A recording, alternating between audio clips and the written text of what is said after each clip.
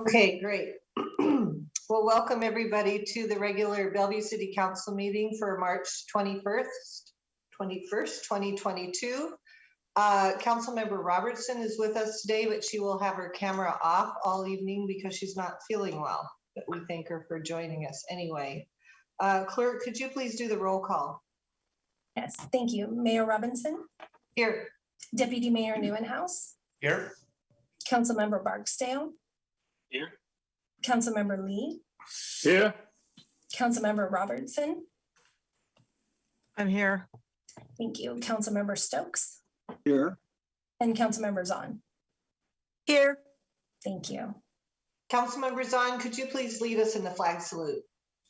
Yes, certainly, Mayor. I'm waiting for the flag. Okay. Oh, there we go. Okay. I pledge allegiance to the flag of Flag. the United States of America and to the republic for which it stands, one nation, under God, indivisible, with liberty and justice for all. Thank you. Is there a motion to approve the agenda? I move to approve the agenda. Second. All those in favor say aye. Aye. Aye. Any opposed? Okay. City Clerk, do we have anybody signed up for oral communications? Yes, thank you, Mayor. There are 6 pre-registered speakers this evening, and the first 3 speakers have a combined presentation, PowerPoint, which I will be sharing. I will not be able to share the regular timer, but I will be tracking their time. Speakers, I will let you know when you have each reached the end of your 3 minutes. And with that, I will share my screen.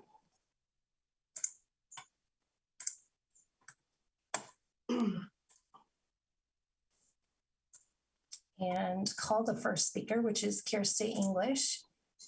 Ms. English, can you hear me? Yes, can you hear me? Yes, thank you. Your time begins now. Hello, my name is Kristin English, and I'm the mother of 3 children in the Bellevue Public Schools. I'm also a small business owner in the city of Bellevue.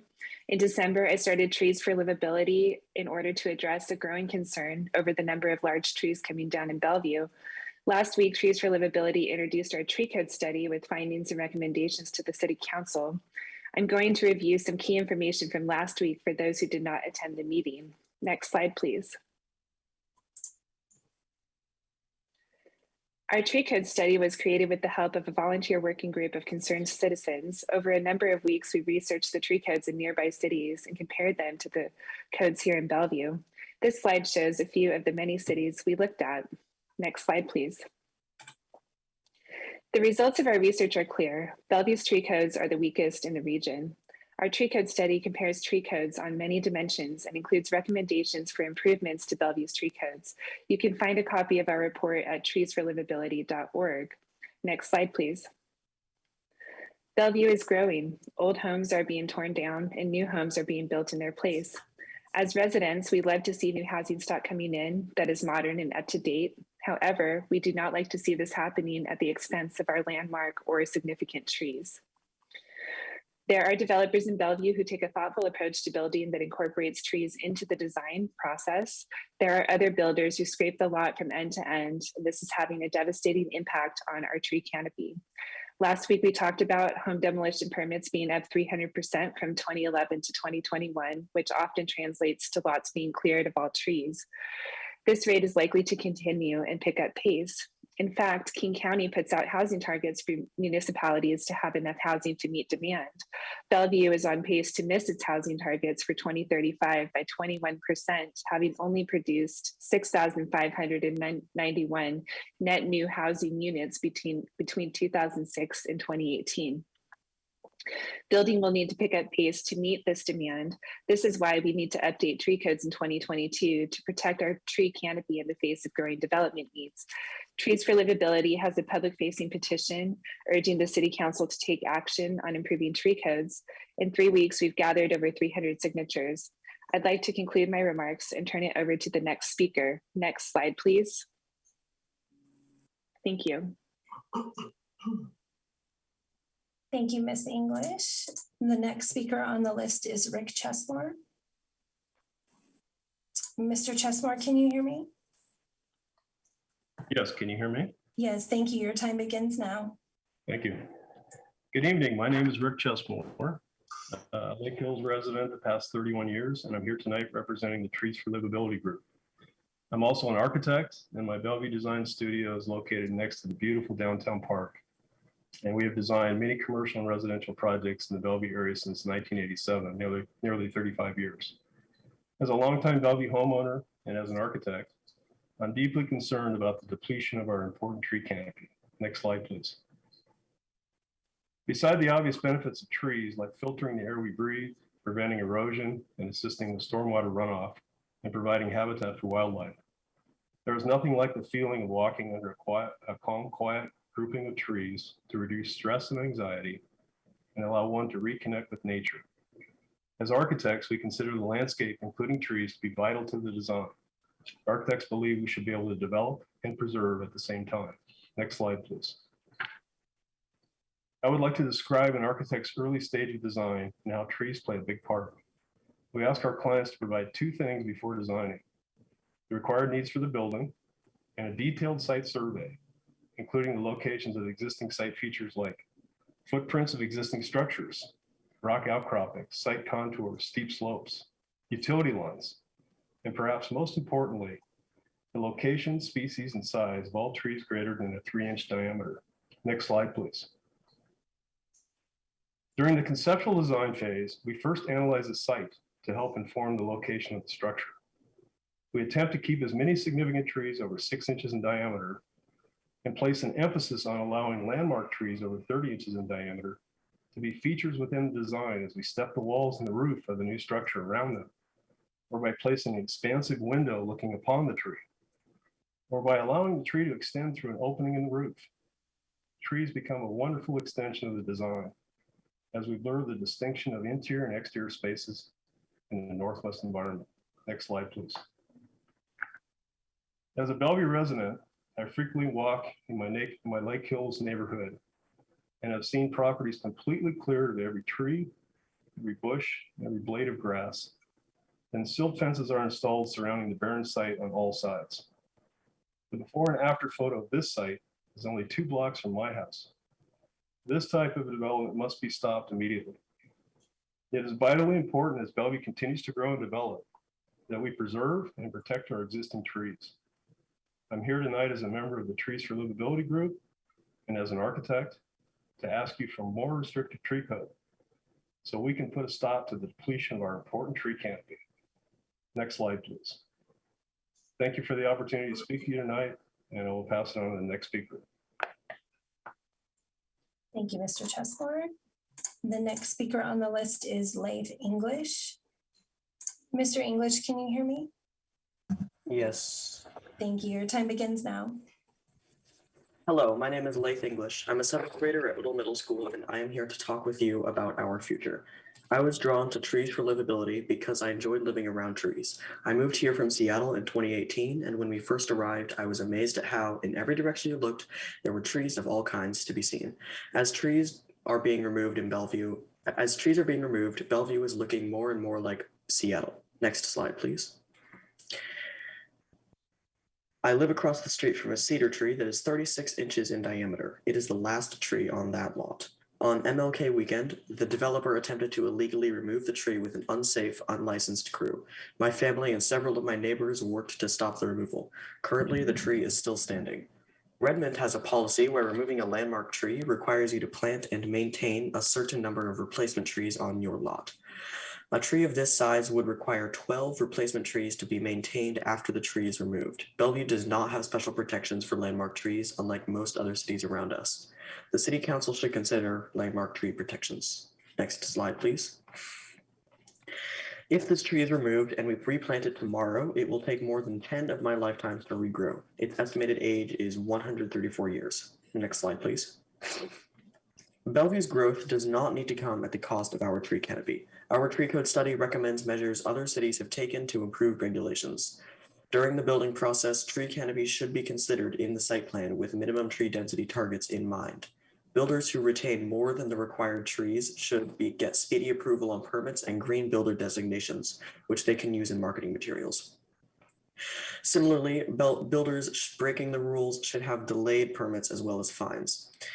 We believe the city and builders should work together to come up with plans that will allow for retention of our tree canopy while still supporting the much needed housing redevelopment in Bellevue. This is in line with the city's comprehensive plan. The plan, which defines the future for Bellevue in 2044, indicates that Bellevue wants to ensure that people can find a variety of housing options and enjoy parks and green space. In 2044, when I'm an adult, I hope Bellevue will have beautiful trees. When you make planning decisions for Bellevue, please keep my generation in mind. We will be the ones around to feel the effects of the actions you take now. Next slide, please. Please visit the website, treesforlivability.org, and get involved. Thank you for your time, and we appreciate your service to our community. That is all. Thank you, Mr. English. The next speaker on our list is Christian Dorset. Mr. Dorset, I do not see you connected by name. If you are connected by phone, please use *9.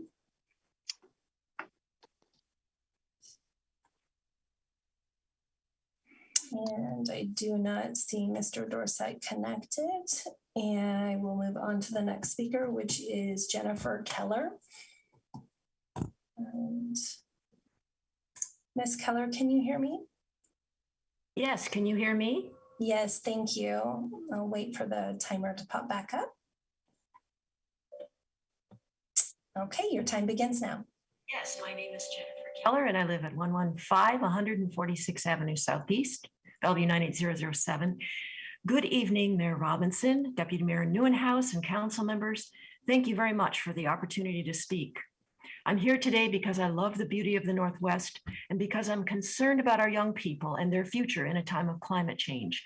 I feel very concerned over the latest IPCC report, which really brought forth the urgency of this moment. We must move as quickly as we can toward the transition to efficiency and clean energy. Thank you for your past work on the Environmental Stewardship Plan and for the February 7th discussion of the plan. I really appreciated that during that discussion, something that came up multiple times is the importance of keeping the plan implementation moving forward as quickly as possible. This is necessary for us to meet our crucial goal of 50% reduction in greenhouse gas emissions by 2030. As you know from testimony at past council meetings, Bellevue's staff for addressing sustainability is proportionately much smaller than a number of comparable cities in the US, cities who are making significant progress on reducing their emissions. In November, as I listened to budget discussions, I came away with the understanding that the city would give a close look at this. And I appreciate the ongoing ways we've been incorporating sustainability into what we do, understanding that it isn't something we do over on the side, but needs to be something in the middle of what we do.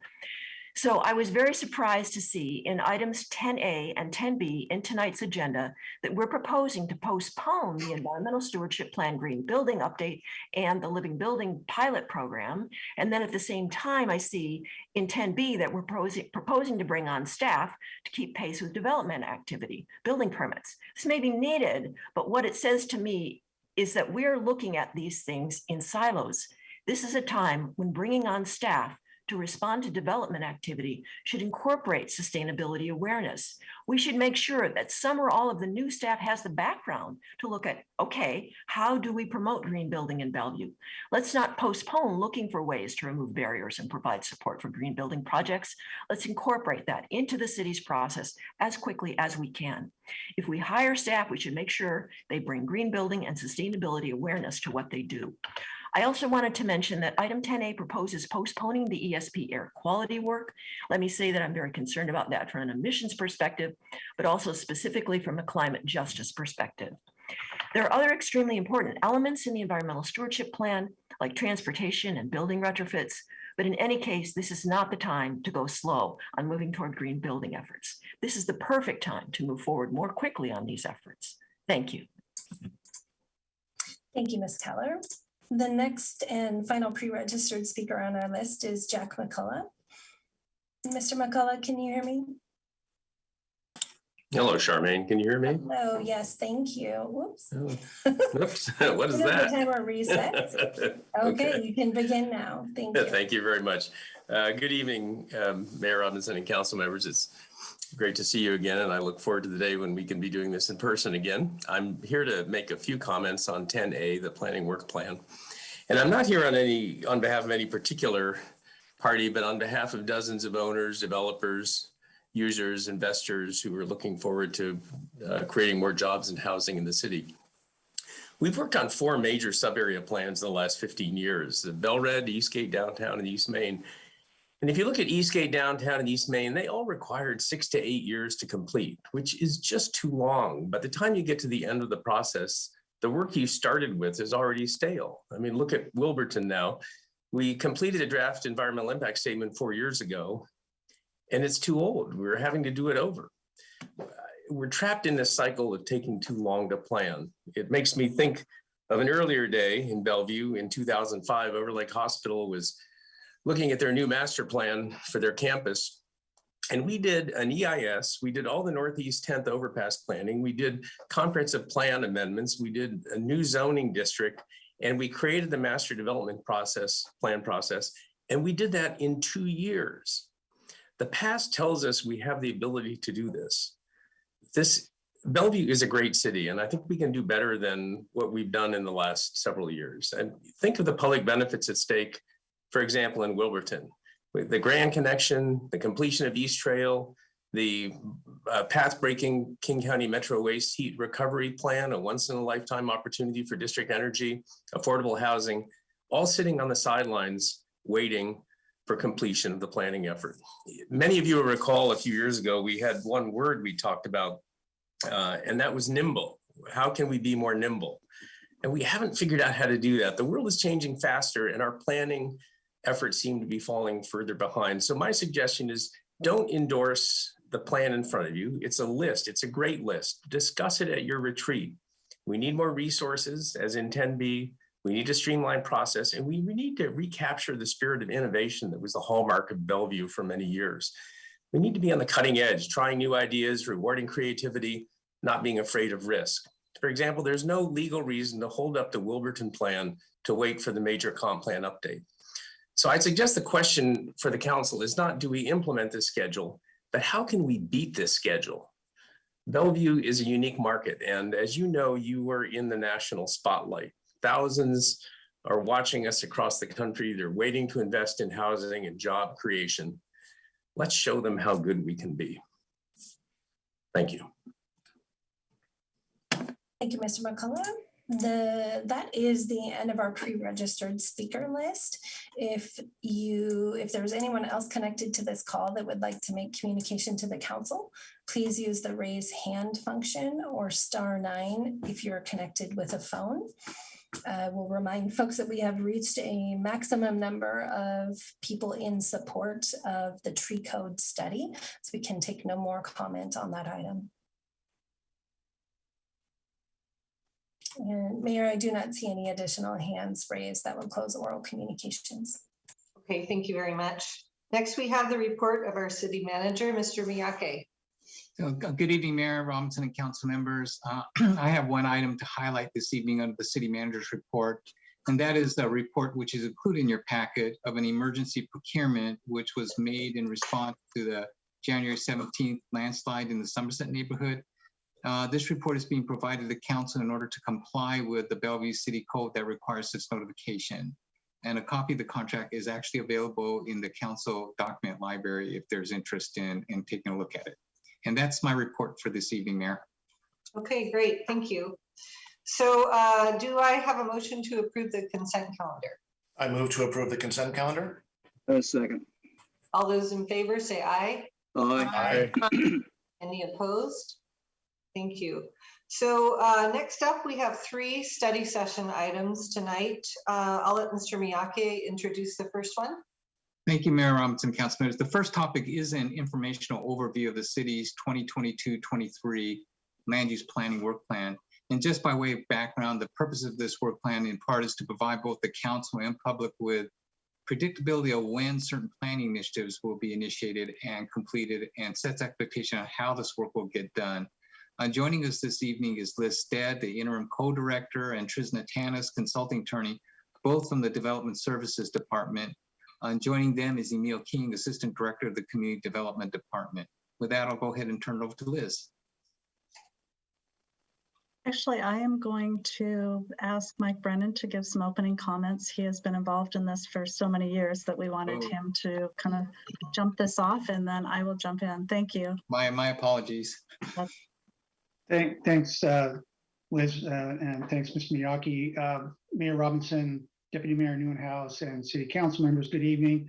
This is, as Mr. Miyake mentioned, a presentation of the joint land use planning initiatives, the work plan that is a combination of the work that the Development Services Department and the Community Development Department work on a continuous basis. This is an effort to really show the council and the community the entirety of the work that is planned for 2022 and into 2023 to give you, as Mr. Miyake mentioned in the opening comments, more clarity and predictability on the work, what it is and when it will happen, and what the deliverables are as that work proceeds. As council knows, this is complicated work that takes not only the two departments mentioned here, but also many of the other departments in the city, including transportation, utilities department, city attorney's office, finance, and on and on. This is some of the most complex work that the city does undertake, and the most complex community engagement at some level that happens as we proceed, as there are a number of stakeholders who have an interest, some of them who you have heard from today and this evening. Next slide, please. I do want to hand it to Trisna and Emil King and Liz Stead to really walk through the details here. We are providing this for the council's information.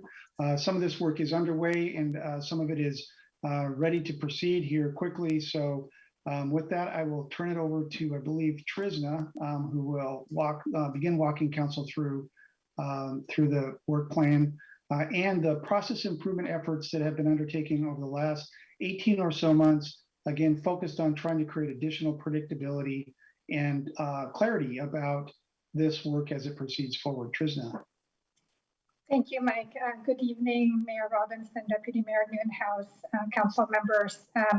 Tonight, as Mike noted, we are bringing forward a joint community development and development services departments land use planning initiatives. We've been using the acronym Loopy, work plan for 2022-2023 for council's information. For the presentation tonight, we will give an overview of the planning process, including some foundational information on the process improvements that we've been using for land use planning initiatives. We will go through the accomplishments for 2021 related to land use initiative projects. And for the work plan itself, we'll present how we prioritize the projects in that work plan. We'll go quickly through the initiative timing and synergies of projects. And then lastly, we'll walk through that 2022-23 work plan itself. I'm going to start with some introductory information. This slide shows the 3 buckets of our combined community development and development services departments work related to land use planning. The first bucket is the city's comprehensive plan, which contains high-level policies setting the vision and expectations for future development. Changes to comprehensive plan, as you all know, are called comprehensive plan amendments or CPAs, and council sees and considers CPAs on an annual basis. The work to manage our comprehensive plan rests with community development, and correspondingly, community development staff leads the processing of CPAs. These policies are implemented into code, primarily the land use code, through code amendments. The code is the second bucket, and it sets what may be built and the extent and design of that development that could be built. Development Services Department is responsible for administering the development regulations. So in turn, Development Services staff leads the processing of amendments to the land use code and other development regulations. The last bucket is the implementation of the comprehensive plan and development regulations through permitting and development entitlement. Development services as a line of business includes land use, building, transportation, utilities, and fire, is responsible for processing permit application and granting development permits and approvals for the city. Perhaps the most important piece of information on this slide that's relevant to our discussion tonight on the work plan is the fact that land use planning, from policies to code to permitting, crosses both community development and development services departments, as well as relying on other city departments such as transportation, parks, utilities, and others. Because of the cross-departmental work and implications and impacts, there's always been a need for close coordination between the various departments in the city. And Bellevue has been experiencing an unprecedented rapid rate of growth and development, which has put greater pressure on this need for cross-departmental coordination and collaboration. A couple of years ago, Community Development and Development Services Department started to work on improving our process, which we called Land Use Planning Initiatives, or Loopy, in response to the complex and challenging environment, so we can really optimize the work that we do.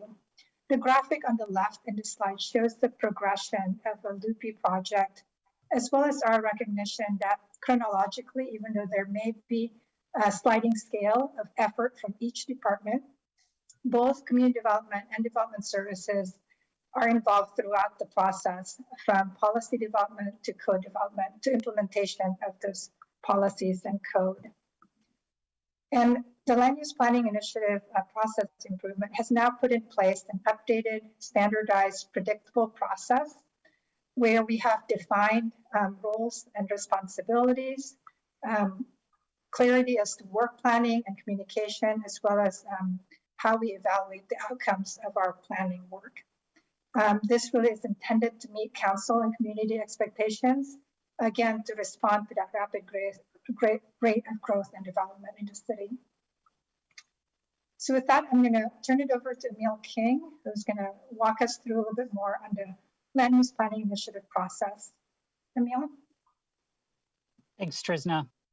I wanted to spend a little bit of time tonight going over our Loopy process and zooming out a little bit to what happens before we actually launch a project, what happens when we're actually doing it, and after the council adopts it, what we consider that phase of the project as well.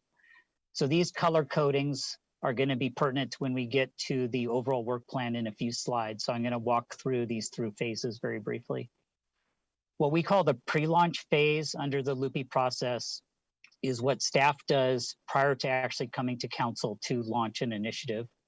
So this looks at the scope of an effort, making sure we have the right internal resources all queued up to work on a initiative, making sure we have the consultants lined up.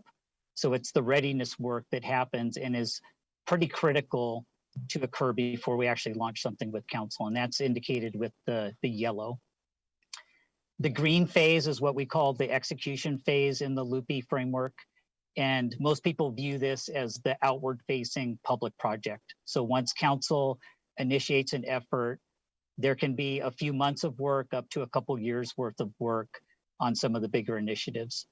This includes the environmental review, a lot of stakeholder and community engagement, as well as a whole host of technical analysis that might happen during a project. And then lastly, the blue phase, or the implementation phase, is pretty critical to get right as well. So this is what happens after council actually adopts something, and it's getting the staff ready, the planning commission ready, council ready, as well as the stakeholders for actually using a new policy or code. So there's quite a bit of readiness work so that we can actually put the adopted codes and policies in place. You could go to the next slide, please. We put the Loopy framework in place about 18 months ago, and we thought it would be helpful to just briefly highlight some of the accomplishments just in the past year in 2021. So each one of these did follow the Loopy process. It involved quite a bit of staff work. Many of these involved planning commission work, and these were all ultimately adopted by the city council. So this we view as a significant body of work and really shows how the Loopy process improvement has really speeded up both the pace that we can do things and the list of ideas that we can get implemented in a given year. Let's go on to the next one, please, Trisna. So I wanted to take a little bit of time explaining how the 2022-23 joint CD-DSD work plan responds to the needs of the city. As staff worked to develop the work plan, we thought it really did focus on 4 key areas of interest to the city. So first, there's a handful of significant work items on how Bellevue is going to make policy and code changes to support housing options and affordability. So as we go through the list, you'll see that's very evident. The work plan also furthers the city's equity and inclusion goals. It does so both with the project outcomes as well as the inclusive and equitable processes used during the planning efforts. So how we do things. The work plan is going to continue to ensure Bellevue maintains its economic innovation, including large employers who view Bellevue as a great place to locate, as well as the many, many small businesses and their needs that they have. And lastly, the work plan does include sustainability as really a key foundational element that seeks to incorporate planning for sustainable growth, planning for resiliency, and how to further our environmental goals that we've articulated. I want to also just briefly note the planning framework that Bellevue functions under. Bellevue is part of both state, regional, and county planning frameworks. The State Growth Management Act, or GMA, if it's commonly referred to, provides that overarching guidance for planning and really why we're doing our periodic plan update right now. The PSRC Vision 2050 that was recently adopted, along with the multi-county planning policies, are also pivotal to how we plan as a region. And the King County countywide planning policies nest under the regional vision and provide specific targets for Bellevue, including the 35,000 additional housing units and 70,000 additional jobs by the year 2044. So I'll turn things back over to Trisna now to continue with the presentation. Thanks, Emil. So another piece that came out of the process improvement framework is that we've committed to quarterly meetings with key planning staff to work on the work plan itself. So we would talk about the status of projects, any new projects that we're contemplating, as well as make progress on that yearly work plan. As you heard from Emil, we have a number of key considerations that inform the list of projects that are in our docket, but we have to go through a prioritization exercise to figure out what would make it into the work plan itself, as well as start planning for the following year and what items would have to remain in the docket. The criteria that we use are in this slide. So looking over each individual project's one-pager. One-pagers would include the project's description, scope, schedule, anticipated engagement, as well as the resource needs. So we would be able to comprehensively kind of evaluate the project's readiness to go. We also look at whether the project would further or develop key policy direction that has been made by the council, or potentially if the project would be necessary to meet state mandates. We look to ensure that we take advantage of synergies with other city planning projects so that we can really maximize the outcomes, especially in comparison with the level of investment that we would be making for that project.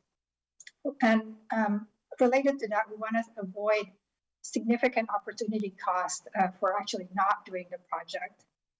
The project also would have to align with enterprise priorities and resourcing, as I mentioned earlier, from other our various different staff and colleagues from other city departments.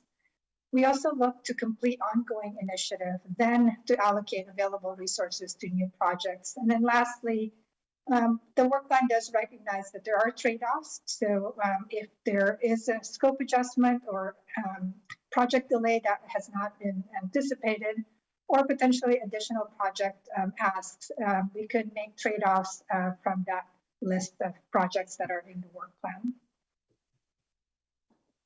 So an example of one of the criteria in that prioritization exercise that we go through is project synergy. Some examples here is that we are undertaking several planning initiatives and progressing on council priorities. So we're working on a comprehensive plan periodic update, which goes well with the Wilburton CPA and Luca and I-405 Grand Connection Crossing. And then lastly, there's a synergy with the Bell Red look forward, CPA and code amendments.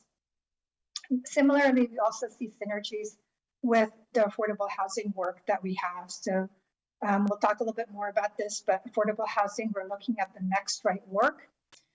We are also intending to go to council in the next month or so for phase 2 of action C1 of the affordable housing strategy. And then we're currently in the middle of processing supportive housing and emergency housing in Luca. So this slide is the 2022-2023 CDSP joint work plan. I want to start with a little bit of some orientation here.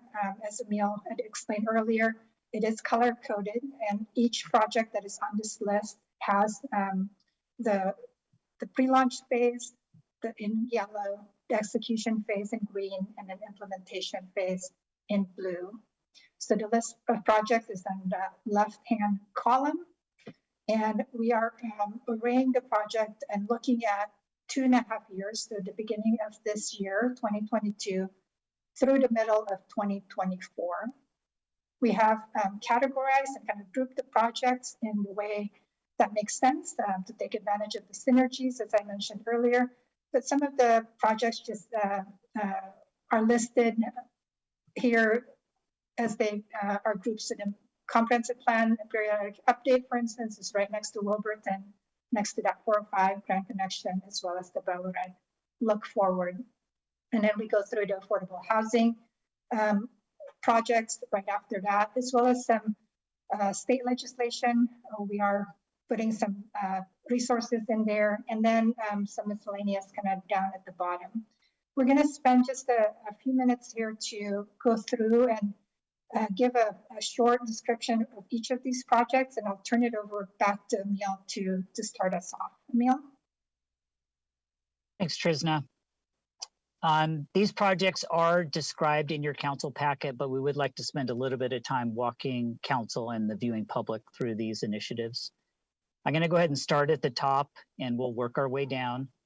So the first initiative here is the 2022 annual comprehensive plan amendments. This is a process that council has been through a number of times. It extends, as it says, through each year.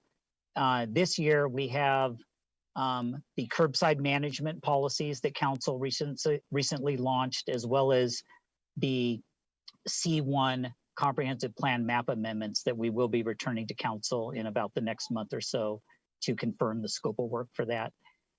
That initiative also did include the 115/100th comprehensive plan amendment, commonly known as the chimney condos, but they had recently withdrawn, so that is no longer part of the annual CPA process. You'll also note in 2023 and 2024, we will be directing privately initiated ideas for map amendments to the periodic plan update. So we do have a game plan to be more efficient with those processes in the future years. The next line item is the comprehensive plan periodic update. Council is very familiar with this one, as we just launched it on February 28th of this year. And it's a multi-year effort. It is touching many of the general elements of the comprehensive plan, as well as thoughtful amendments to the sub-area plans. We are going to be doing an environmental impact statement for the periodic plan update. We feel this is a good tool to help assess different growth options, review some of the benefits, as well as impact of those options, and have a sound environmental record for our planning work. The next item is the implementation of the Wilburton vision from both a policy standpoint as well as LUCA. Right now, we do have April 25th tentatively set for the council launch date for that initiative. So we'd be starting with the policy work. We are proposing that we seek some efficiencies in doing the Wilburton additional environmental review along with the comprehensive plan periodic update environmental review. So that is something that was noted during public comment as well as in our council packet. You will see that the target for the policy adoption for Wilburton is well in advance of the periodic plan update. And we would be able to begin working on the LUCA as we started to get some sound policy direction for the Wilburton effort. I'm going to shift now to the I-405 Grand Connection crossing. This effort refers to work to look at a potential bridge across I-405 that might be a first step for the ultimate Grand Connection. There's been some private sector interest in looking for a more near-term connection from the Wilburton neighborhood in East Rail over to downtown Bellevue and our office core and transit center. So this would, based on council direction, would have staff working on looking at that concept and seeing how it might relate to the longer term vision that the council has for a lid park connecting Wilburton to the downtown area. The next item we're terming the Bell Red Look Forward. So you'll see here that we do have the LUCA work starting in 2023.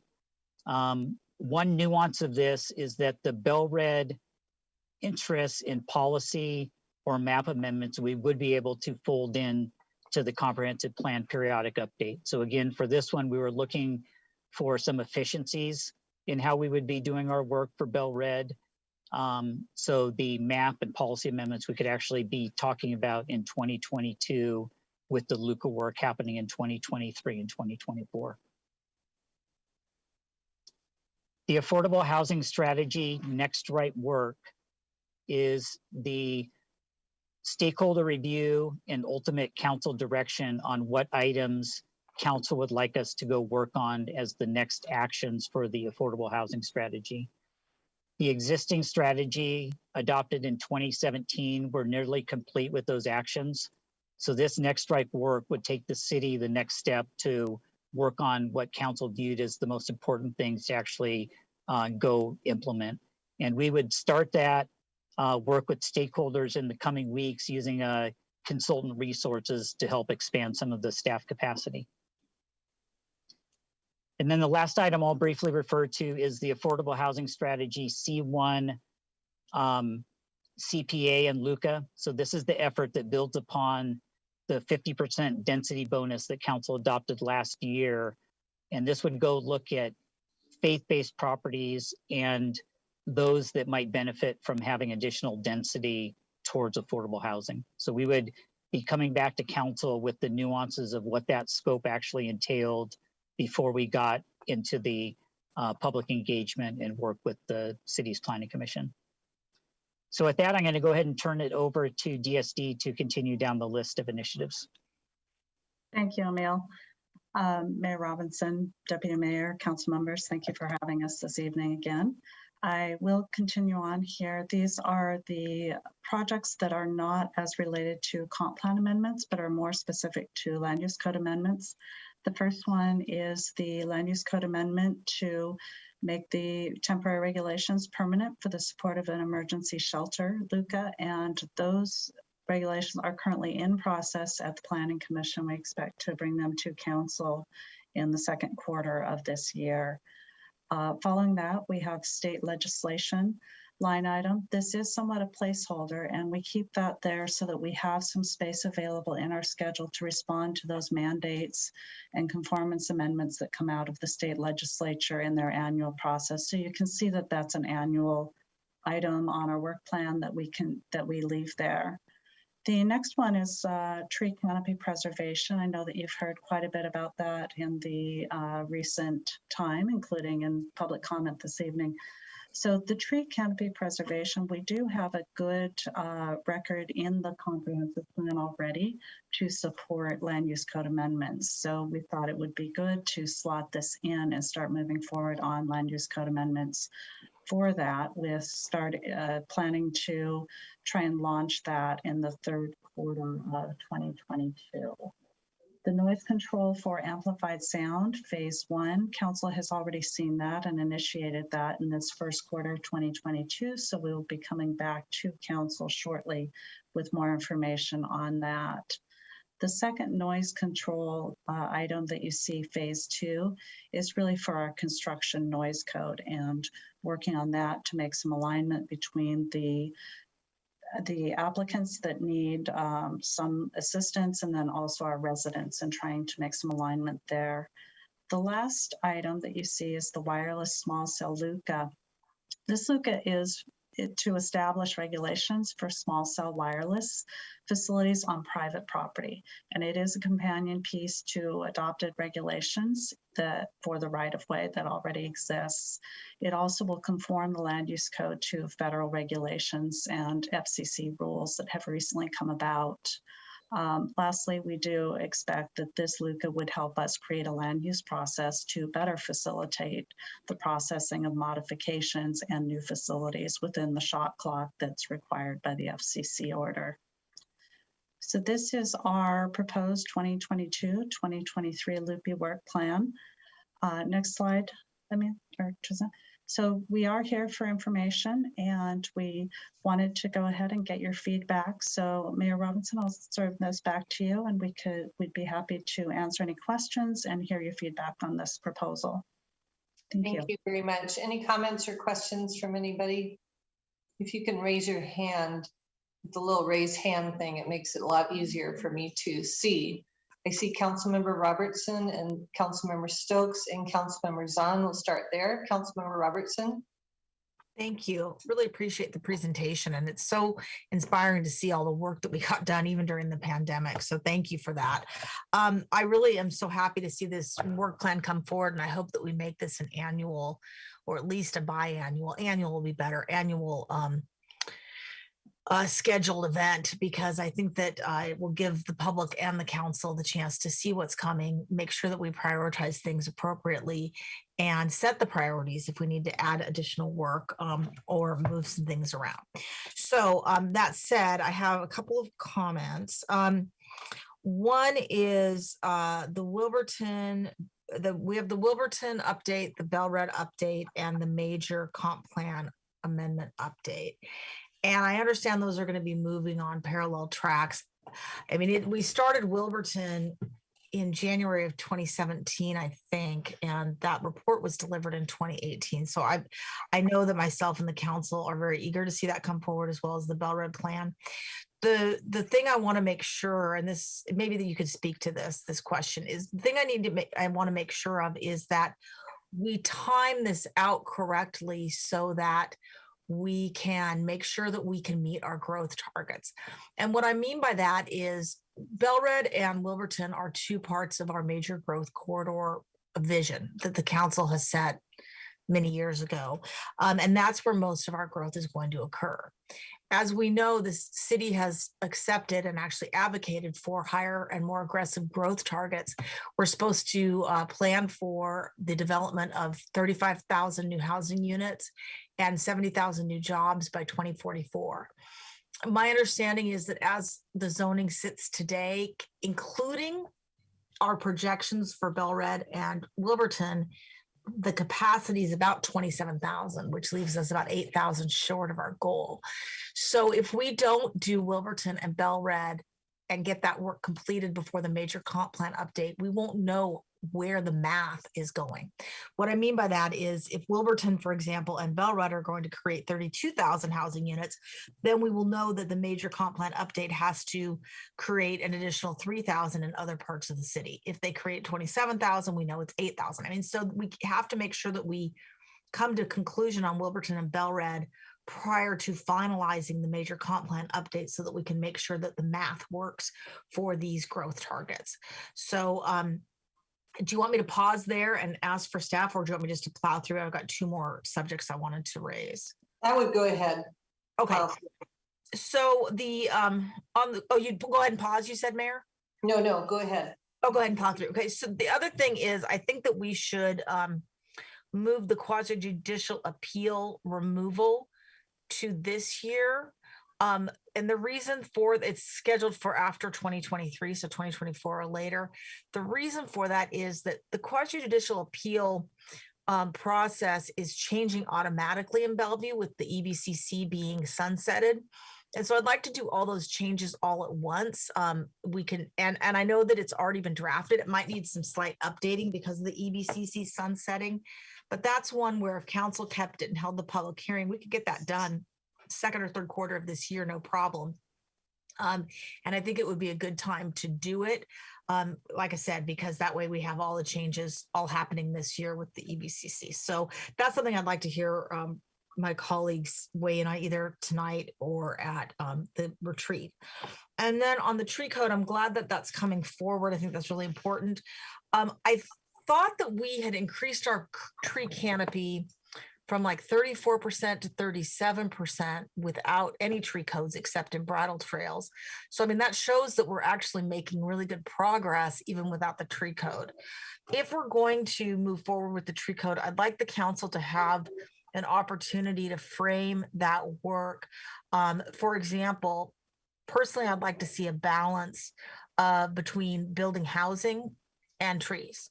I think that we can do both, but we can't not allow the housing to be built to save trees. We can maybe allow some off-site mitigation like we do with wetlands. We could maybe do some replanting because we have to meet those housing targets. Not saying we don't want to value the trees and protect them, but there has to be a balance. There also needs to be a balance for view communities. We have many neighborhoods in Bellevue that are view communities, and many have covenants. If we don't allow trees to be limbed up, topped, removed and replaced with dwarf trees, then we're violating, we're basically mandating people are violating their covenants. And so that needs to be something that we take into account as we do the tree code. So I would just like to have a chance when that comes up and kicks off to the Planning Commission for the council to be able to frame that work and give input. Like I said, particularly allowing people to do some off-site mitigation or replanting if needed to meet the housing goals of the city. So really also really pleased to see that we are moving so many things forward. And I guess that's about all. So I'd like to have input back from staff on the two of the things I've mentioned. One is how that planning work plan, are we going to be able to make sure the math works where we finish Bell Red and Wilburton ahead of the major comp plan update so we meet our growth targets? And two, when the tree canopy code comes back, before it gets kicked off, will it come back to council for framing and setting those guiding principles like we often do with other initiatives? Thanks. Thank you, Councilmember Robertson. I will go ahead and take the tree canopy question, and then I will ask Emil King to respond regarding how we are lining up the different planning initiatives and how they work together to inform each other. It is a complicated dance, as you're noting. Regarding the tree canopy, council will of course have an opportunity to weigh in. We have not initiated anything at this point. So prior to actually initiating it, we would come to council and ask for that input. So there will be a time to do that. We would bring some information about what has been happening regarding the tree canopy, how it's growing, not growing, and also some of the things we've heard from the community as well to inform that conversation. But we would absolutely bring council into that to help guide what the scope of the code amendment would be. And with that, I will go ahead and pass this on to Emil for the other response. Thanks, Liz. So regarding the Bell Red area in Wilburton and how they relate to our growth targets and the periodic plan update, from Wilburton's standpoint, our intent is to return to council in April to actually launch that effort, or relaunch it really. And we would then be able to get straight into discussion about the CAC work that was completed back in 2018. There was a recommended vision that was part of that. And to see if there is any nuances or additional work needed on that vision that would then go into our periodic plan update. So I think the work on Wilburton, the way we're sequencing it, is very advantageous to be able to flow into the periodic plan update. And as you noted, Councilmember Robertson, there is significant opportunity in Bell Red for housing growth, as you noted. For Bell Red, the periodic plan update again would be able to contemplate the areas that we've heard over the past number of years where additional housing capacity might be warranted.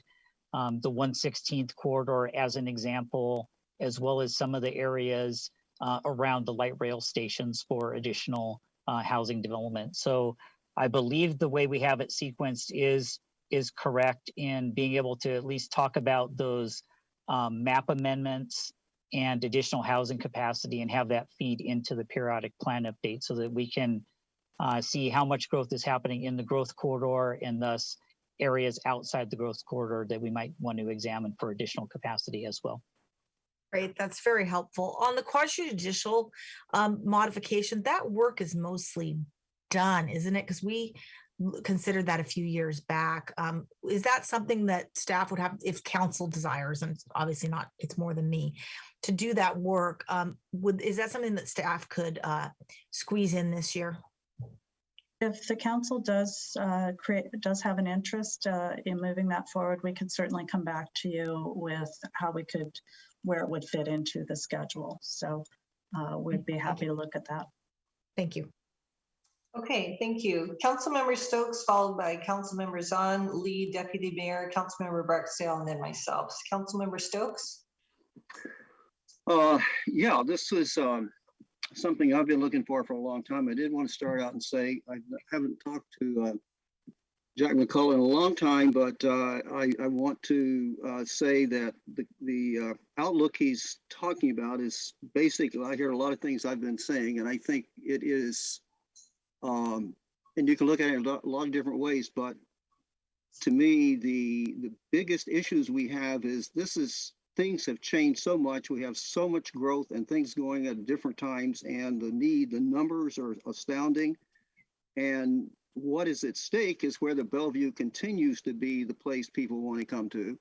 And we have the opportunity to make it better, or we have opportunity to drag our feet, take 6, 7, 8 years to do something and do it halfway and then come back again on it. So I think and I'm very heartened by the conversation from staff and then the conversation and response to Councilmember Robertson's questions on this. So if in fact we are, and I'd like to talk about this, I hope that more linked at the retreat, but if we are in fact really putting all efforts into this comprehensive plan and looking at this and saying we don't want something to take forever, because we're playing catch up and redoing stuff we've done 4 or 5 times. So I'm very heartened with the approach on this. At the start of this and talking about it, seemed like this was another 7, 8 year project. But if we can in 2, 3 years really put this thing together and move it forward, then we're going to be where we need to be. All of these things are easy to talk about, and I'm glad that the staff is really laying this out as this is, and that it's up to the council now, I think, to help get the resources to focus it and move quickly. And part of the reasons we have taken so long on things is because council has taken so long on things. So I'm hoping that, and I could sit here and ask a lot of questions back and forth. I think we'll get those answered. But I think the important thing is that we have a very positive, let's do this, we can do it approach on this, and plus being able to continue to have really good conversations about this back and forth, because it's going to take all our efforts. But if we can commit to this and commit to this plan, have more certainty in it, look more at the timing of this thing, and actually have going forward conversations among the council where we go back and forth and really work on this and come up with good solutions. And I think we can do this. Otherwise, we've got a big kind of a situation we could step into and really not do too well. So I'm excited about this. I think it's good. And I'm looking forward to, again, having some real hard discussions on this. And when it comes down to it, when time to make decisions comes up, the council has got to take its responsibilities and make the decisions and work on those. So Okay, thank you, Councilmember Stokes. Councilmember Zahn, followed by Councilmember Lee. Yes, I really appreciate all of the work that you put in to try to thread a needle through the resources we have available and trying to wrangle all of the priorities into this work plan. I think it is somewhat stuffing 5 pounds into, or 10 pounds into a 5-pound bag at times. And so I understand the challenge. I agree that we need to move with urgency so that we understand how we're going to meet our growth targets. And I appreciate moving the tree canopy up so that the pre-design work is starting next quarter instead of waiting until the summer. So I appreciate that. I really appreciate the comments that have been made so far about leveraging synergy and timing and opportunity of looking at these pieces that should be looked at together. So I appreciate that effort. I would say that to that end, when I read the memo in bullet number 2, where we talk about priorities that also include protecting the environment, to me, then I want to understand how postponing the environmental stewardship efforts until beyond 2023 will actually get us to the 50% greenhouse gas emissions by 2030. So I don't see a pathway forward. Perhaps I'm missing something from a staff standpoint, how waiting until 2024 is going to give us any prayer of getting to that 50% greenhouse gas emissions by 2030. So I'd really like to understand that part. And it's also related to positioning ourselves for grant opportunities. So I spent last week in Washington, D.C. at the National League of Cities. And what I clearly heard is that from the bipartisan infrastructure bill, there is a lot of grant funding available. And some of those funds will be available for things like greening our fleet. And so how do we make sure that I see that on the electrification, that's in the beyond 2023. The other pieces of the ESP is also in the beyond 2023. And it sure seems to me there is an opportunity if we look at how we move some of those, how we actually have resources to work on those. It is also synergy that I think is very important for us. Beyond 2023 also has living building pilot, green building update, and especially if we are going to be updating our working on Wilburton and Bell Red look back, it seems to me that we need to be looking at these sustainability and green elements so that we can incentivize developers to build more green, because anything we build in the next now is going to last well over 50 years. And so when we look at our greenhouse gas emissions targets, anything that we're building now will be part of that usage of greenhouse gas and energy. So those are some things that I've been thinking about. I do like moving forward with the Grand Connection, because what I also heard when I was in DC is that there are going to be grants related to reconnecting communities. So that would be putting lids over freeways, which is certainly what our Grand Connection Phase 2 includes. So I think there's some synergy of getting our planning work underway so that we can hopefully be shovel ready to be more eligible for a lot of this grant funding that's going to be coming down from the federal government. In fact, they're going from 4 programs to 23 programs in the next 5 years with that infrastructure bill. So anyway, I think that when we move into the retreat, that would certainly be the opportunity for us to talk about all the priorities each of us have. And it's almost like a puzzle where we have to figure out how all the pieces need to fit together. So I look forward to the conversation. Thank you. Thank you, Councilmember Zahn. Councilmember Lee, followed by Deputy Mayor. Thank you, Madam Mayor. First of all, I like the plan presented. I think that we talk about so many moving pieces, so many departments, interdepartmental effort that's all going on here. That's what the city development and planning is about. So I think this is commendable. There's a guidebook or guide map, I call this. That's a good guide map. However, it gives us some idea of how pieces are fitting and how common denominator we share, what our common goal that we all look forward to. However, we also need to recognize modification updates happen. So we need to be nimble in that sense. Like we talk about opportunity happen, infrastructure money is available. How can we get some additional financial support? And we talk about where it's available. When we talk about infrastructure, we talk about technology, we talk about transportation, 5G, AI. City has smart city initiative, which affect environmental stewardship, affect economic development. So, this Vision Zero is another one. So there's a lot of things I think we can emphasize depending on the opportunity and timing. So I think that the idea of nimbleness is important, very important. Otherwise, we miss the opportunity. So I like the guide map idea, and I want to compliment the staff for doing this. I've been here for 20-some years. This is, I think, the time I see it's all laid out. And that gets us on the same page. I think it's important to do that. The more importantly, which I think has been sort of emphasized, is the city council need to be put on the same page, because we need to have community input, community engagement. And we represent the community. We're elected to represent them.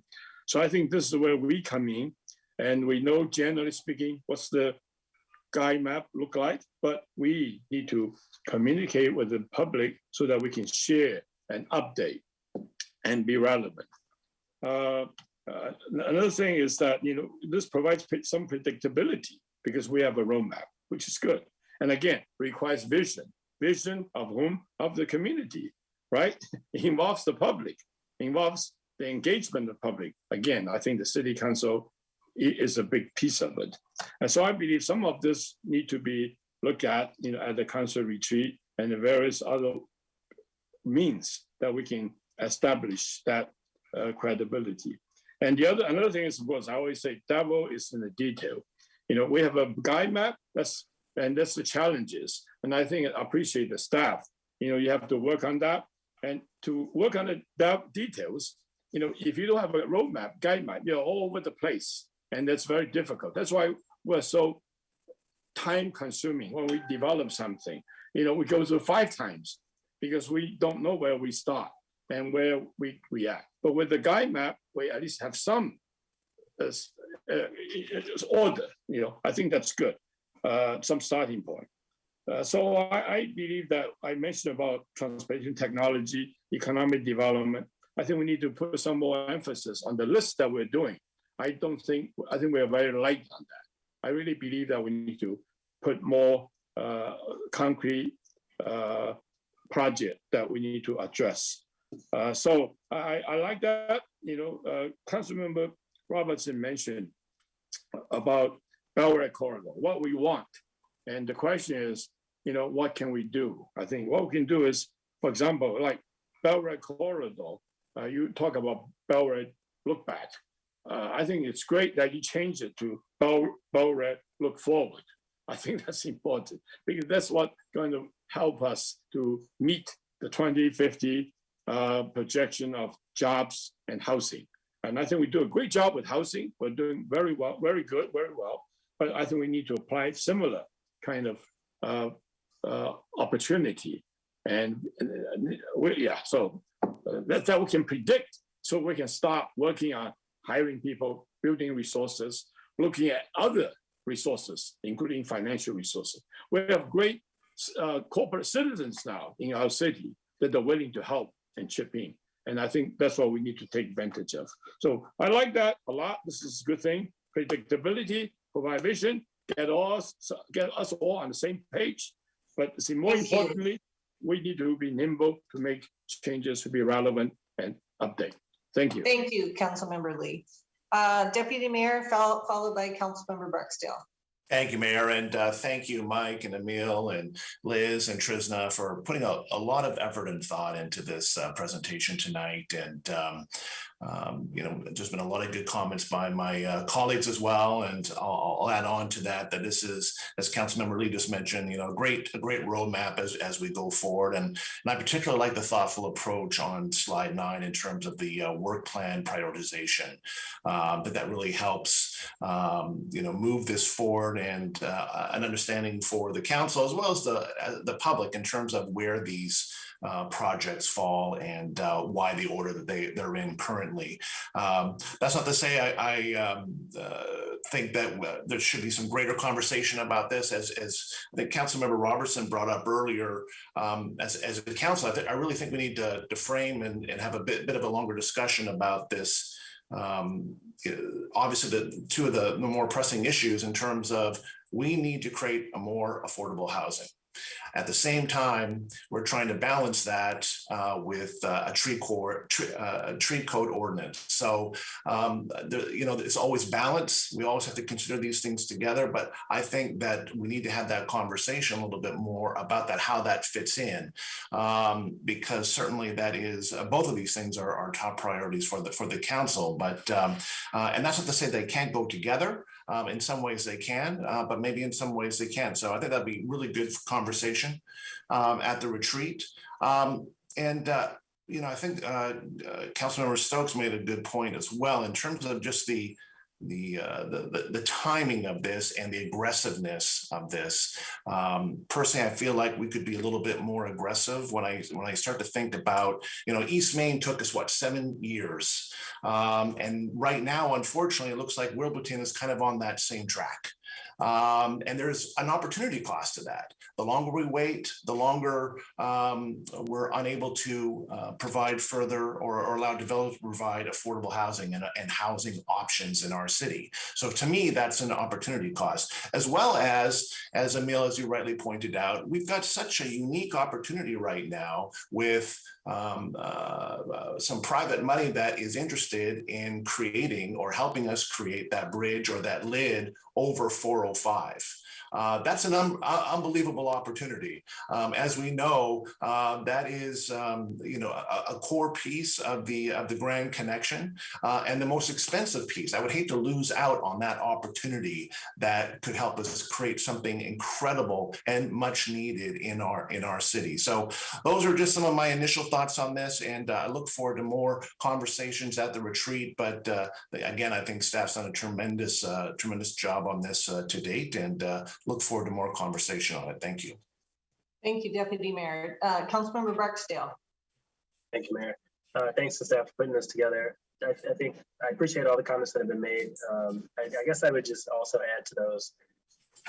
When we think about sort of the opportunity costs, kind of building on what Deputy Mayor said, not just in terms of affordable housing, but also when we think about affordable commercial spaces, which I've brought up in the past, to make sure that it allows for mom and pop shops to build or to enter into the space, especially when we talk about equity and talk about tourism and attraction. That's what's going to draw people here. Not anything against chain businesses, but they can get that anywhere. I think we really need to increase the number of mom and pop shops.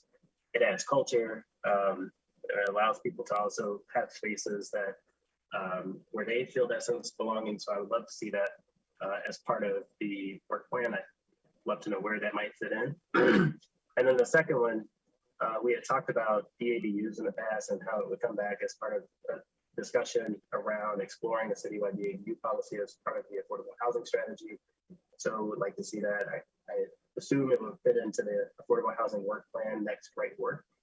Just like to get confirmation on that. And then the responsive, you had a slide that had responsive to city needs that had a few points such as equity, sustainability, economic development, and so forth. Where do those fit into the prioritization criteria? I'm especially interested in equity, and I know the mayor has mentioned, and Councilor Brown has mentioned sustainability. Where do those fit into the prioritization criteria? Thank you, Councilmember. I did want to address a couple of them, and I'll also ask Emil or Trisna to join in as well. Regarding the mom and pop, we have opportunities for that through all of these planning initiatives and the comp plan periodic update. I think weaving that into the Wilburton work we're moving forward with and the Belred work, there's a lot of opportunities to look at how we can most successfully promote some of those businesses. I know that's an interest of many in our community, so that is something that is probably placed within those larger planning initiatives. The DADU is a potential item and the affordable housing for the next right work. So that is something that is in that possible realm of work within the plan. And I'm going to ask Emil or Trisna to speak a little bit more about how we're going to that next stage of prioritizing what is actually worked on.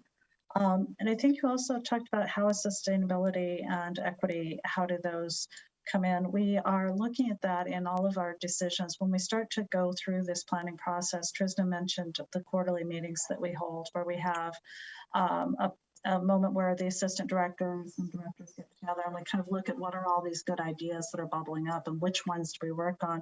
That's certainly a lens that we try and keep with all of these, and then also rolling through in the projects. So when we're in the middle of Wilburton or in the middle of Belred, how are we keeping that lens active and, you know, open and viable? So I think that is something that's on some level trying, as we grow in our understanding, I think we're making that a basic tenet of the work that we do.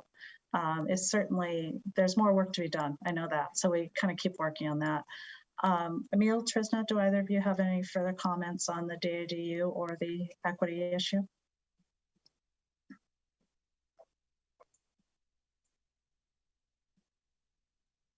I can go in a little bit on some details on that. The DADU, Councilmember Barksdale, will be part of the next right work discussion. So that is teed up to be discussed in that. And then council would be the ultimate determiner of how to approach that in the future. Regarding the question about the sustainability, economic innovation, affordable housing, and equity and inclusion, how those were kind of looked at. As Trisna mentioned, we do meet quarterly with the leadership team, basically department heads and the assistant directors, looking at how to form the work plan. So it fell probably most closely to furthering or developing key policy direction. So as we sat down and look at all the items on the list that you see in front of you, as well as the docket, we were trying to, you know, kind of step back and look at the key things that we wanted this work plan to really further. And when it came down to it, it did feel like it furthered those 4 key things. But we did have a dedicated discussion about, you know, what's the policy direction we want to make a big stride on over this 2-year period. Okay, awesome. Thank you. Thanks again for the work. Okay, thank you. It's been great to hear all these comments and input from the staff. I'm going to start with what Councilmember Zahn said, because I really agree with this. It's synergy, timing, and opportunity. You know, pouncing on those things is a great way to start this plan. I think the comp plan is foundational to everything else that we do. And I think it will speed up the progress in all the other work that we do when we have a solid comp plan that includes the value system that we have today. And hopefully, you know, we're looking out to the future. But, you know, the criteria for prioritization, I don't see the sustainability and the equity being any kind of a criteria for prioritization of projects, as much as I see as a value statement for what has to be included in every single project that comes out from here on out. And that's how I view it. And I will be pushing for that. I think I appreciate the tree codes, advancing that on the calendar. I think, you know, beyond the environmental impacts, it's a character issue for our neighborhoods. And I think that, you know, I don't know really what the majority of neighborhoods want out of tree codes, but I know a lot of people have some strong feelings about it. And I'm anxious to have the public process and hear from the community really what is going on here with our neighborhoods and what do you want to have going on with our neighborhoods. So I'm anxious to address that. The quasi-judicial issue that Councilmember Robertson brought up, I am very interested in addressing that as a council to see where we want to go with that. So I think the retreat might be a good place to do that. Back to the tree codes, I think if we can look to another city as a good example of what we might adopt, that would speed it up for us a little bit. And there's lots of good examples out there. I had two questions. One, where are we with Eastgate? When we talk about growth areas, Eastgate's another growth area. So I'd be curious, where you guesstimate on this timeline Eastgate's going to be. And my other question is, what would it take to advance our environmental goals? Would it take hiring more staff? Do we have the capacity as a city to create more programs or whatever it takes to implement these goals and carry them out? Or do we need more code writers to actually make the codes? I know it's one thing to come up with the idea, it's another one to make it a code, and it's another thing to implement it. So I'm wondering, what would it take to advance our environmental goals that we have put off for a couple of years? But I also understand that a lot of the work we're doing with the comp plan and including environmental standards, and that is going to advance our environmental goals pretty quickly. So those were my two questions. Thank you, Mayor. I think it's a challenging question of what will be able to, make the environmental goals advance more quickly. Certainly there are some questions around capacity of not just staff, but also of the Planning Commission and Council and the community to engage in these really important conversations and to do them. So there is some of that. We have looked at trying to extend some of our capacity by taking on and using some consultants. So we're looking at that for the tree code to try and, kind of leverage our power to do that. So I think there are, some ways we can do that. We also can really work at how we advance these initiatives through the other planning efforts as well. I think Councilmember Zahn was mentioning, incentives for green building, things like that. We have great opportunities with both Belred and Wilburton to actually up the bar on that. If that's a council priority that we want to move forward, I think we have some opportunities today in front of us of things that we can do. And we will continue to work with Jennifer Ewing and the Environmental Stewardship Group to look for other ways that we can build into our current work plan as well. I also just want to kind of provide some thoughts that I guess the land use code and long range planning are not the only areas where we are looking at different ways to promote the goals of the Environmental Stewardship Initiative. So we have projects in transportation, we have projects in utilities and all over. And it might be, I think we can kind of look at some of that as well when we think about how we can incorporate this work into the city as a whole. So we will certainly look at what are there any ways we can move things up. As we discussed earlier, if we have council, if there are specific things, we can certainly look at that and see, is there something we can do to move them up? So understand a lot of urgency that I hear from the council and respect that very much, obviously. Eastgate, we did have a series of code amendments, I think, about 4 years ago, 4 years ago now, and we have not seen a lot of development yet out there. We do have one major project that has come in that we're kind of looking at. We have also had some rezones, which signals that there will be more development. So I think within the next few years, we'll really start to see some things popping, which is similar to Belred, where it took a little bit of time for people to kind of get started. But now we've seen a lot of development in Belred. So certainly be happy to look into that a little bit more and give you a more comprehensive look in the future. We could schedule that. Okay, yeah, I can meet up with you also. I'm curious if we even implemented, the affordable housing criteria that we've put in to other areas, because maybe we weren't thinking that way when we did Eastgate. So I'd be curious to know that. Okay, well, thank you. That's a great conversation. Do you feel like you've gotten the input, staff, that you need to move forward? Yes, I think it's been very helpful. We've gotten a lot of really good information, and we look forward to you having more conversation at your retreat and how that informs this moving forward. Great. Thank you so much. Thank you. Okay, it is 7:30 just about. Let's take a 10-minute break. We'll regroup at 7:35.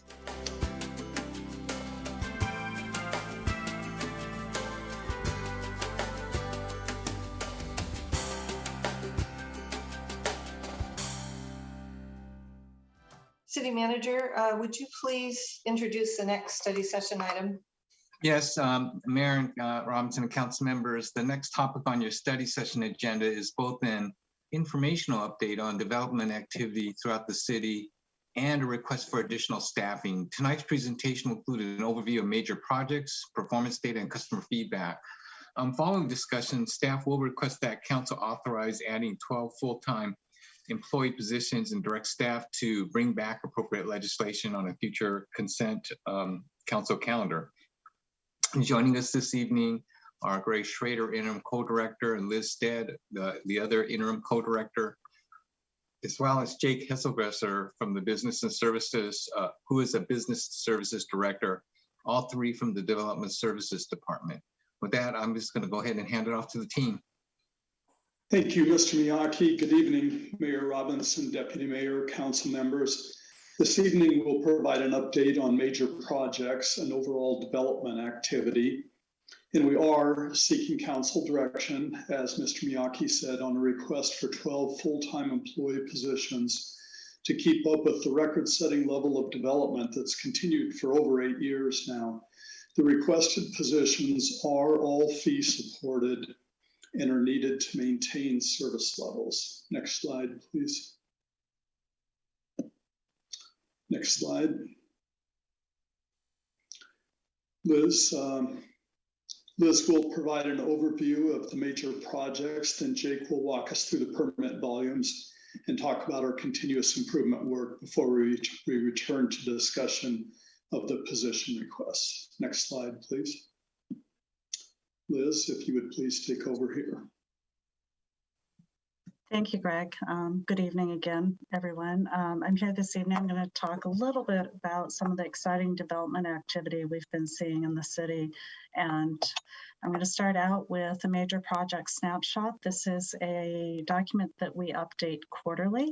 And you can see that this is our most recent one. On the left-hand side, you can see that the downtown major projects, we have just a lot. Every one of these circles and squares and triangles reflect some level of development. So we have 15 projects in design review. We have 5 large projects under building permit review, and we have 14 right now under construction. We also have a lot more in the pipeline that are still coming at us. Then Bellred, we also have a lot of development growth. We are certainly seeing so much development out there. We have 8 design review projects, 2 in the building permit. 9 of them are under construction. We still have more coming in the door every day. Just some kind of representative examples of some of the work we're seeing.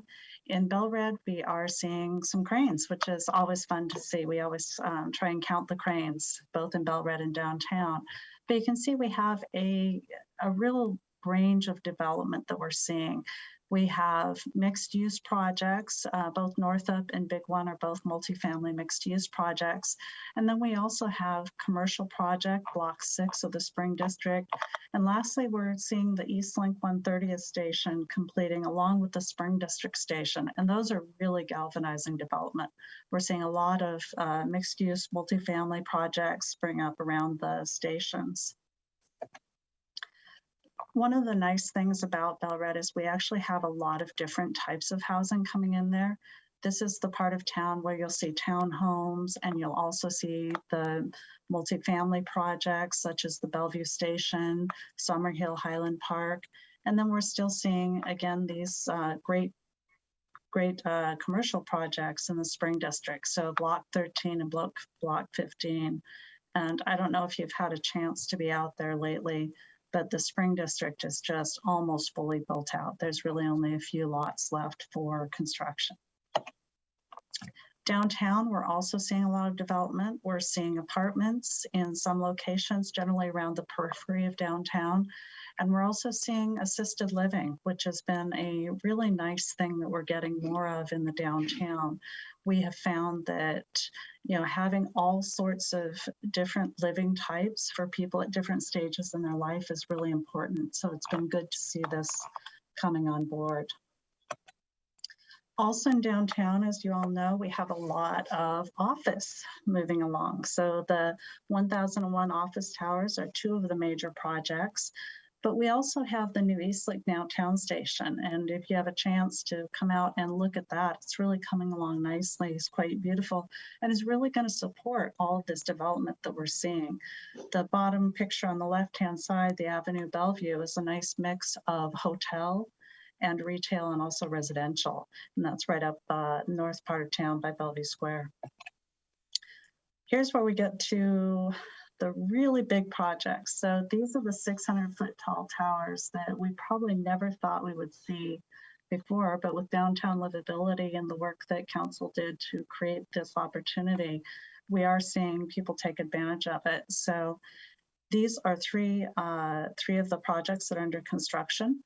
The project on the right, Bellevue Plaza, is going to have 3 separate towers within that one project area. The 600 Bellevue Phase 1 is actually under construction today, just kitty corner to the City Hall. And 555 108th Avenue Northeast, right by the Ped Corridor, is really a great project. It's not only a fantastic tall building, but it also is going to reflect the design guidelines that council worked on for the Grand Connection. So that's kind of exciting as that comes to fruition. Some of the other major projects that are still in review, you can see on the right-hand side, it's 600 Bellevue Phase 2. So we've got Phase 1 under construction, Phase 2 we're reviewing.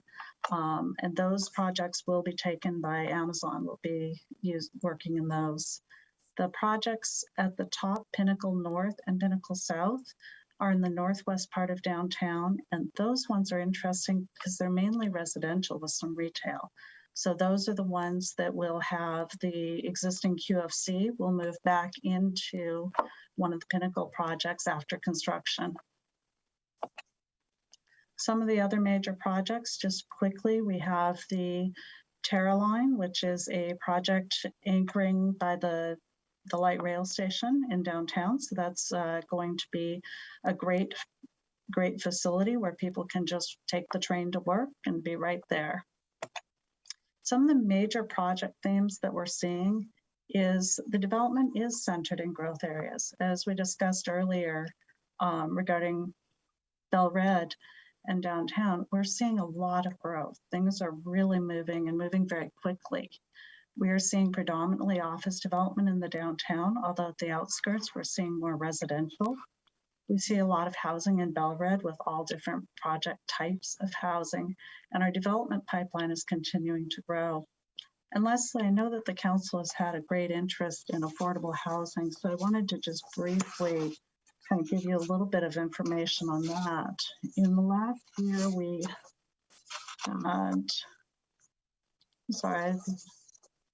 had 245 affordable housing projects, and we have about 700 more in the pipeline for the next few years. So we are seeing affordable housing, but as was noted in our earlier conversations around workload, we have more work to do to really get more affordable housing on the ground, but we are seeing some good progress there. With that, I'm going to turn this over to, I will go through this development activity webpage quickly first. Sorry, I know that you've all probably seen this previously, but these are ways that you can keep your finger on the pulse of what's happening. We have the Building Bellevue map, the major projects list, the permit timelines, open data portal, and weekly permit bulletin. All of those are available on the internet site at the bellevuelaw.gov development activity. So I hope that you can take advantage of seeing all the great projects that we are seeing as well as we move forward. And with that, I will pass this over to Jake Hesselgesser. Thank you, Liz. Good evening, Mayor, Deputy Mayor, and council members. It's great to be with you this evening. As Ms. Stead highlighted, this has continued to really be a remarkable development cycle with many projects moving through the pipeline. And to provide some additional context on the magnitude of what we're seeing, I'd like to walk us through some of the key performance indicators related to permit volumes and the forecast, and then talk a little bit about continuous improvement and customer feedback. And the overall theme that you'll notice here as we walk through this portion of the presentation is the record level of development activity, which in many ways is tied to the complexity of the projects moving through the pipeline. Next slide, please. So this first chart shows the number of permit applications and issued permits by year, with the top line representing applications and the lower line representing issued permits. You can see the dip we experienced during the early days of the pandemic, which was very brief. And in 2021, we saw permit volumes hit an all-time record high with over 16,000 applications received and over 15,000 permits issued. A few other notable data points in 2021 included over 1,800 multifamily units issued, 197 single-family units issued, and over 2 million square feet of office issued to construction. I did a quick check today, and another 1 million square foot of office space has gone out to construction just in the first few months of 2022. We do expect this high volume of activity to continue as we move through the remainder of 2022, which is really signaling to us the need to increase services to meet those demands. Next slide, please. This next slide highlights the single-family permit applications by year. And as you can see, this trend of record-setting permit volumes is again visible in 2021. The lower line here represents the single-family reinvestment applications, which are those remodels and additions to existing homes, while the upper line represents the total single-family permit applications, which includes both new build or new construction single-family and those residential remodels that are shown in the lower line. And as you can see, we hit an all-time record high again with over 1,100 single-family applications received in total. Next slide, please. This next slide is where we really start to see the magnitude of the level of investment being made across the city. This slide shows the total construction value associated with issued building permits, broken down by year as we move left to right on the chart. The different patterns in each bar include new single-family residential projects in that bottom kind of light blue checkered pattern. Single-family remodels and additions are in the narrower maroon section, commercial tenant improvements in the darker blue pattern, and then the major projects in the stripe pattern at the top of each bar. Clearly, 2020 was a record year where we saw this metric approach $1.2 billion for the first time. And in 2021, we again saw an all-time record high with construction valuation breaking the $1.6 billion mark. And what's really striking about this figure in 2021 is how it compares to some of the previous years in the development cycle, such as 2016, where we saw construction value at about half of what we saw last year. Really just remarkable, the level of investment being made across the city, which is driven by these highly complex major projects centered in our growth areas. Next slide, please. This next slide shows another metric we watch fairly closely, which is the total square footage of major projects under construction throughout the city. The bar on the right-hand side shows the total square footage under construction at the end of 2021, with the other bars representing the year-end totals for the previous years. The projects included in this metric are all at various stages of construction, from those that may just be breaking ground to those that are nearing certificate of occupancy phase. What we see here is a significant increase in that square footage under construction, which is signaling demands for inspection services further into 2022 and beyond, as many of these projects are now underway, with several more moving towards the construction phase in the near future. Next slide, please. So shifting gears just a little bit, I'd like to talk about our continuous improvement efforts. And with all of the development activity going on, it's really important that we continue to pay attention to what our customers are saying about their experience. As we've reported to council in the past, Development Services maintains a real-time customer survey that's sent out at various stages of the permitting and inspection process. What we hear from our customers on a fairly regular basis is high satisfaction when our services are predictable and understandable. We also hear about opportunities where we might improve services, and we use that feedback to plan continuous improvement efforts. One example that we've identified through customer feedback is to further simplify the application process by improving our public-facing information on the city website and streamlining the submittal process through mybuildingpermit.com. While many customers report high satisfaction with the application process, the feedback really has revealed some targeted areas where we can improve that customer experience by focusing some attention in that area. Another way we look to make continuous improvements is the way we leverage technology. This year, we will deploy a fairly significant upgrade to our permit tracking system that will provide more contemporary tools to city staff, such as a new inspection application. This upgrade will also lay the foundation for future enhancements that will allow us to leverage additional system modules and reporting capabilities to increase efficiencies and improve the customer experience. Next slide, please.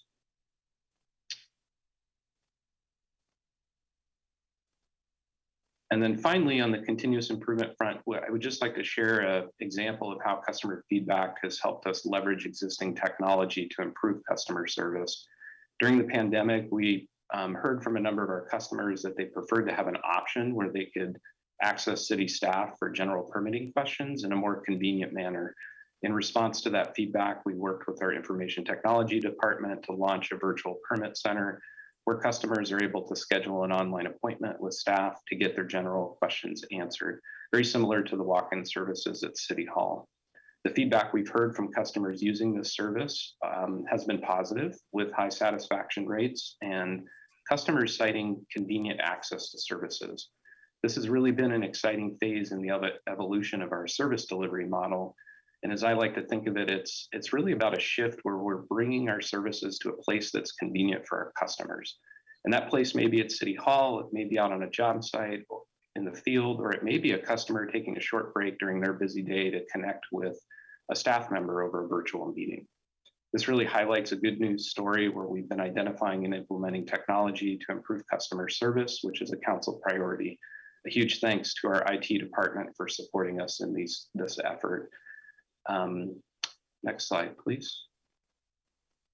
And with that, I'll turn it back to Mr. Schrader to conclude the presentation. Thanks, Jake. So as we noted at the beginning, we are seeking direction on a request for positions, which we believe are essential to maintaining the service levels our customers need. Next slide, please. There are some notable challenges we've faced recently. One is the increase in complexity of the projects with taller buildings in the downtown core. Another's been the challenge to maintain predictable service during this extensive and intensive development cycle, coupled with difficulty in hiring new staff. While we have been successful in finding well-qualified individuals, in many cases, recruitments have taken considerably longer than we previously experienced. And often new hires are not walking in the door with the experience and skill set to immediately take on the higher complexity projects. That creates an increased need for training and mentoring employees. Next slide, please. We believe the workload data demonstrates the need to add capacity quickly, especially on the inspection side with a surge of issued permits and projects preparing to start construction. But as Liz and Jake both noted, the project volume coming in the pipeline also very strong at this time. Once the concrete strike ends, we anticipate a significant upswing in demand for inspection services as contractors and developers try to recover lost time. We appreciate the support that Council has provided in approving recent review consultant contracts, and we anticipate bringing forward additional contracts. The resource strategy in this and past development cycles has been a combination of staffing and contract consultants. The consultants add capacity to address workload peaks, and those firms also provide specialized expertise that city staff may not possess, which is required for the increased complexity of some of the projects. I want to speak for a moment about return on investment when Council considers additional development services positions. The requested positions are fee supported, which means that we recover the cost for the city to provide the service.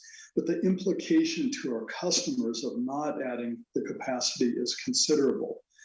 Although this request emphasizes inspection slightly more, we do actually need to add both review and inspection capacity to keep pace with the increasing workload throughout the process, from pre-application through construction and occupancy approval.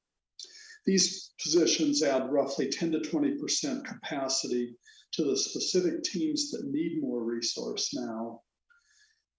As an example, a typical large high-rise project will have construction fixed overhead costs, the carrying costs of financing and occupancy delivery penalties that could be $50,000 to $100,000 cost per day.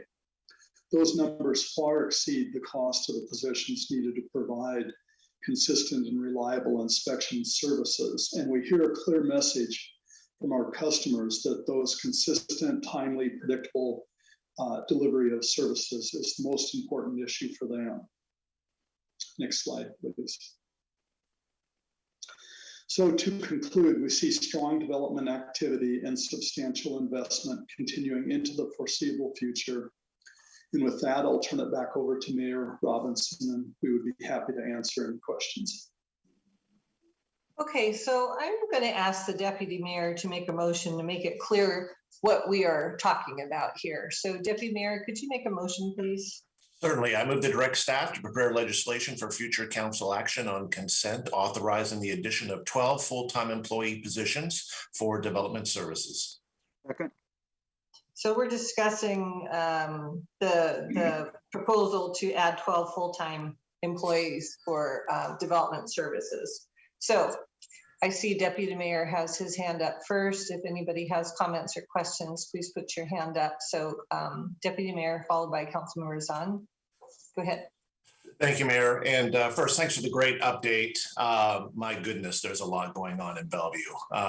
Just fantastic. And kudos to the entire department for being able to keep pace, more or less, with this tremendous growth and strain on the department in order to keep up with all the permits. It's quite something, especially when you consider that when we see the graph chart start to go up, that was during the pandemic when we had to shift to a slightly different model. There was more strain put on our online permitting process, but by all indications, it certainly seems as if that was able to do well and help keep projects on time. So my real question here is about the 12 folks. So maybe Gray, this might be more directed towards you, but the number of 12, and you laid out the 12 different positions, which is great, and I really appreciate the ROI on this as well. I made it very clear that these positions will be funded by the fees that we get as a city from these projects. But why those positions? And then second of all, is 12 enough? I would hate to see a year from now, 2 years from now, we're still not being able to keep up with the demand. And as you said so rightly multiple times, it's about predictability and understandable. So hopefully they have the understanding is there, but we really need to keep up with that predictability. And if we're not able to do that, I think that's really when we start to lag behind on a lot of these projects. So can you speak a little bit to the criteria, and then also to how you came to that number, and do you believe that is enough, at least for 4 or 5 years out? I would say. Thank you, Deputy Mayor. Well, each quarter we update the workload forecast for each team in the entire review and inspection process. Mm-hmm. And as those quarterly updates are created, there's a meeting and a conference with members of that team to ensure that they have appropriate resource to handle the upcoming anticipated workload. Now, it's not an exact science to trying to predict the workload, but I think it's been fairly reliable over the years. We are also in close contact with developers to understand their schedules for application and construction of projects. So the positions that we've identified are targeted where we see the metrics indicating that the resource is needed. Now, we also have the 2-year budget process for 23-24 starting, and we're evaluating potential needs for positions as part of that process. The ask this evening is really targeted at positions that we believe we need before the end of this year, and hence the off-cycle request. Great, thank you. And then one more other quick question is then on the My Building permit, do you feel that you have the resources to make sure that is up and fully running? Do we need additional features? Do we need additional capacity as it relates to our online permitting system? Jake, would you please answer that question? Certainly. Thank you for the question, Deputy Mayor. I think what we hear from our customers about the regional portal is that they like it. It's easy to use, it's intuitive. We do have some areas where we, as I mentioned earlier, where we have some marked targeted kind of process improvement where we can simplify things. In the future, here in the next budget cycle, we'll also be looking at how we can include front-end intake automation solutions with our permit tracking system as we complete that upgrade, which will further lead to efficiencies in the process. So forward thinking and looking at what we can do in the future to improve and streamline that process is certainly something that we're focused on. Okay, thank you. Councilmember Zahn, followed by Councilmember Lee. Yes, I too want to thank Greg, Liz, and Jake. You know, that amount of volume is just phenomenal, and you've been pretty much doing that quietly with all of the permits. I can't imagine 16,000 building permits and 85,000 inspections in a year, just how busy all of the staff is. And so I fully support the new FTE request, and especially since there's full cost recovery, so we're not actually talking about additional funds from our budget. One of the questions I have is, and I think you talked about it a little bit, right? Being able to forecast. So as we look at our graphs of what we're actually seeing in terms of permits, if we were to try to project out, you know, the additional 70,000 jobs and 35,000 more housing, what kind of demand curve that looks like, even if you could only go out a couple of years, it would be something I would be interested in seeing, just to get a sense for, you know, what level of FTE and resources we need over the next couple of years. I appreciate the simplifying the process and improving customer experience. I was thinking when you were talking about the virtual support, it was almost like the virtual advising, almost like the e-doc, being able to help people. So I think that's really helpful. And I just want to confirm, because on our consent agenda, there was one about Golder providing consultant support for geotech and structural support. So the 12 we're asking for, that's in addition to the augmentation of services from consultants that might be doing some additional specialty items like peer structural review, geotech, and those types of things, correct? So when we look at how many more people we need, we're actually supplementing internal with consultant support as well. Is that correct? That's correct, Council Members. On the consultants provide expertise that city staff may not have, and in some cases they help take the peak because the workload tends to fluctuate. When we have consultants available, that can help maintain timely responses during workload peaks. Yeah, so I appreciate that. I guess to go to the item I brought up in the last presentation, I do think about the sustainability component. So I see that in this ask, we've got 6 more building inspectors, right-of-way inspector, you know, transportation engineers, fire protection officer. It seems to me that as we continue to see this level of permits, it would be really helpful to have a sustainability person within the department to be able to ask the kind of questions about what about sustainability elements that you could consider, and how do we help the builders, whether it's developers or homeowners, with really understanding some of the options similar to for what we do for fire protection and looking at transportation and flow.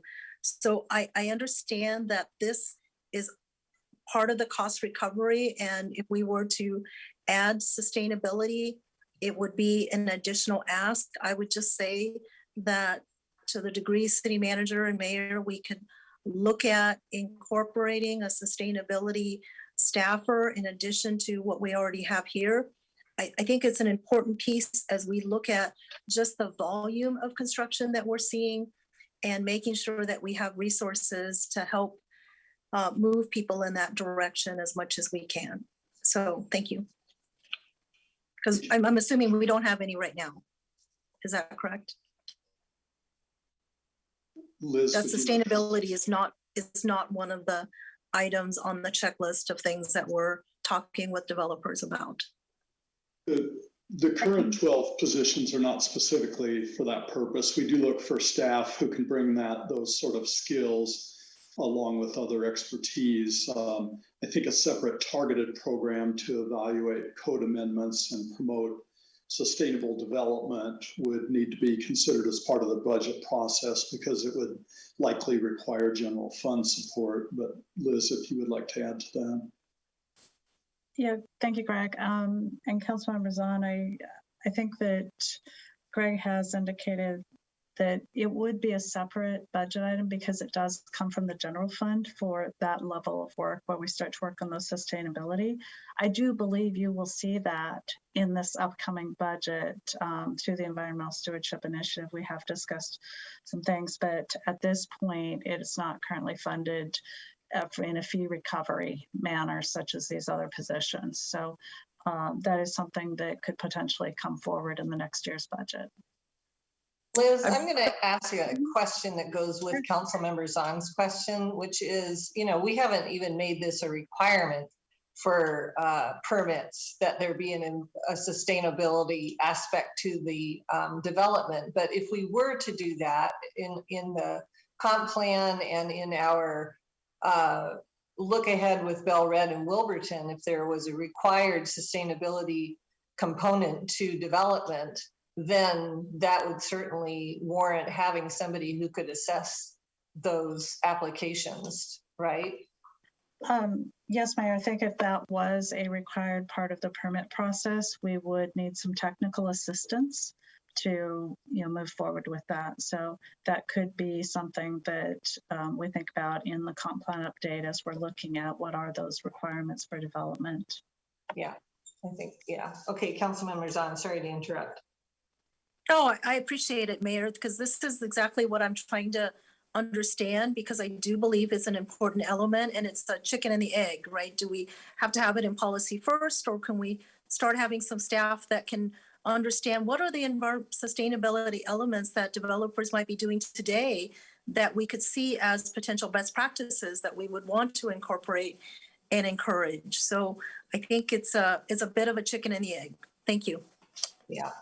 I think it needs to be a value before we start encouraging it, but I'm with you. Okay, Councilmember Lee, followed by Councilmember Stokes and then Robertson. Thanks to Interim Co-Director Greg Schrader and Liz Stead for your presentation.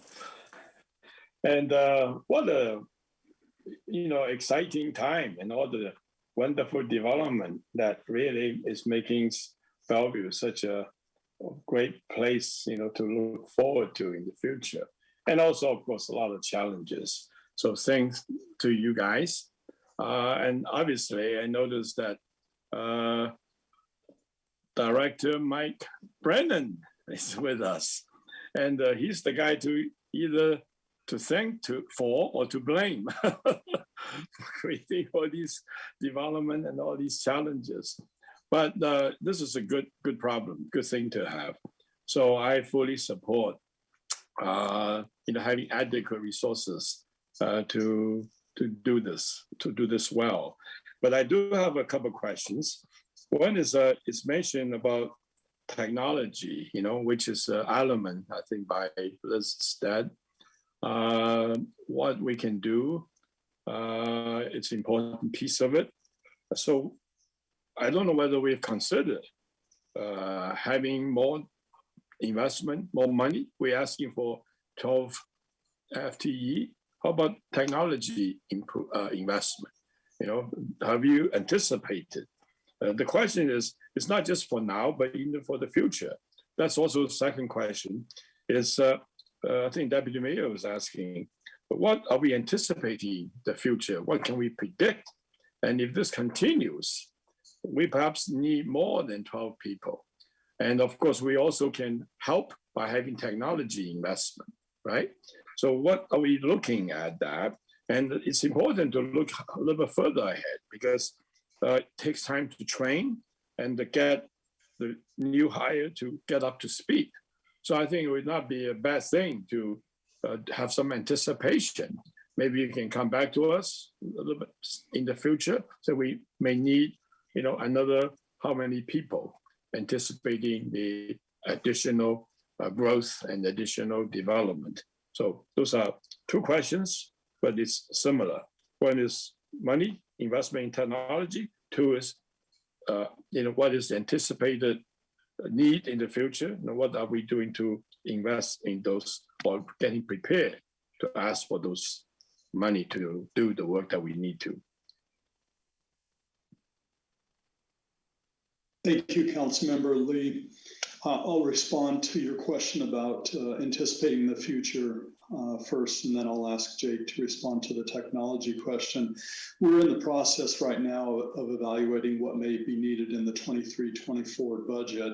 So that process really needs to work hand in hand with this current request. The 12 positions we're asking for at this time were really positions that we did not anticipate because of the additional surge of development that we saw. And we believe that we need to deploy these positions before the end of this year. And then, as I indicated, evaluate what we will need over the next 2 years beyond 2021. Jake, if you would please respond to the investment in technology question. Sure. Thank you, Councilmember Lee, for that question. Again, similar to what Greg said there on the position side of things, we will be looking as part of the next budget process for additional technology investment.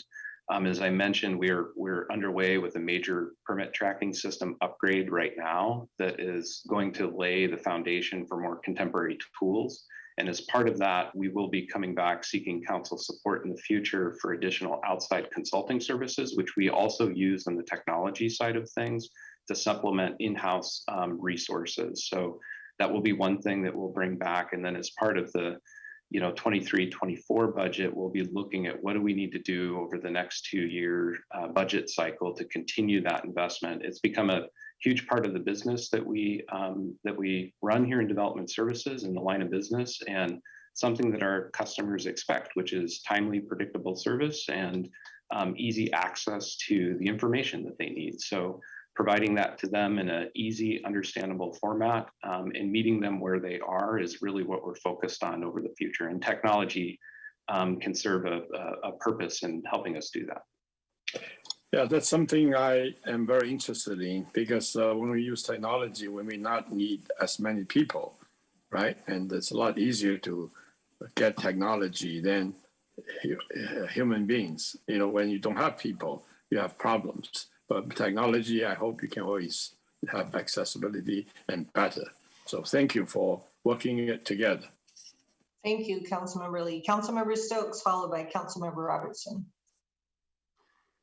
Yeah, it's a very good conversation. I think in listening to it all, it's very helpful to council to have come back and have this discussion. I can't recall one kind of at this level in terms of staffing needs or resources. And so it's really great to have the presentation, and everything's right online. And I think it's also important for the public listening to this to know a little bit more on how we go about this. I think it gives people a sense that we're on top of it, which I think you are. And in fact, I think we're giving you some good suggestions like about, do you need more? Can you do more? How do you approach this? All of these pieces. And I think, it shows great interest in this, but I I kind of feel you're kind of ahead of the curve on this, which is good to have these conversations this way. I would like to have this sustainability is something I've been thinking about since the mayor made a comment right at the end of the last council meeting, and a couple of people have used that to say in some letters to us to talk about, yeah, let's work on sustainability. And when you read it, they're talking about two different things. So I would like to have I kind of talk about the sustainability component and what it really means, because I think we're talking about two or three things at the same time on this. But I'm glad the issue or the question has been brought forward. It's kind of like the question on equity. These are things that people talk about. What does it really mean, and how can we? And there are different aspects to it. And so, to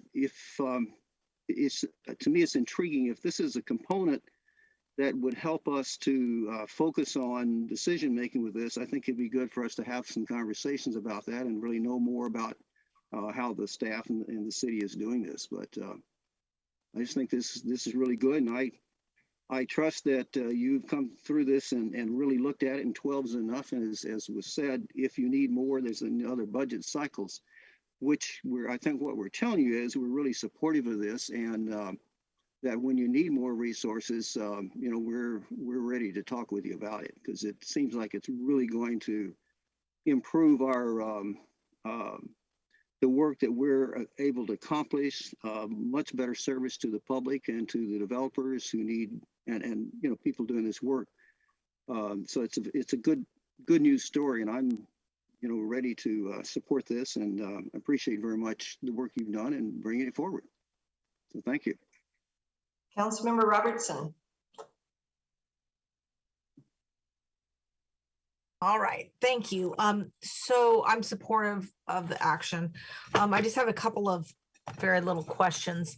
One is, because the needs for these kind of positions is very cyclical with the boom and the bust and the growth and the slowdown, which we haven't seen a slowdown in a while. But we know that eventually one will come around. We've traditionally, if I recall, done these positions as LTEs rather than FTEs, but this is being presented as FTEs rather than LTEs.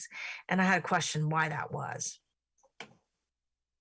I can answer that, Councilmember Robertson. Thank you for the question.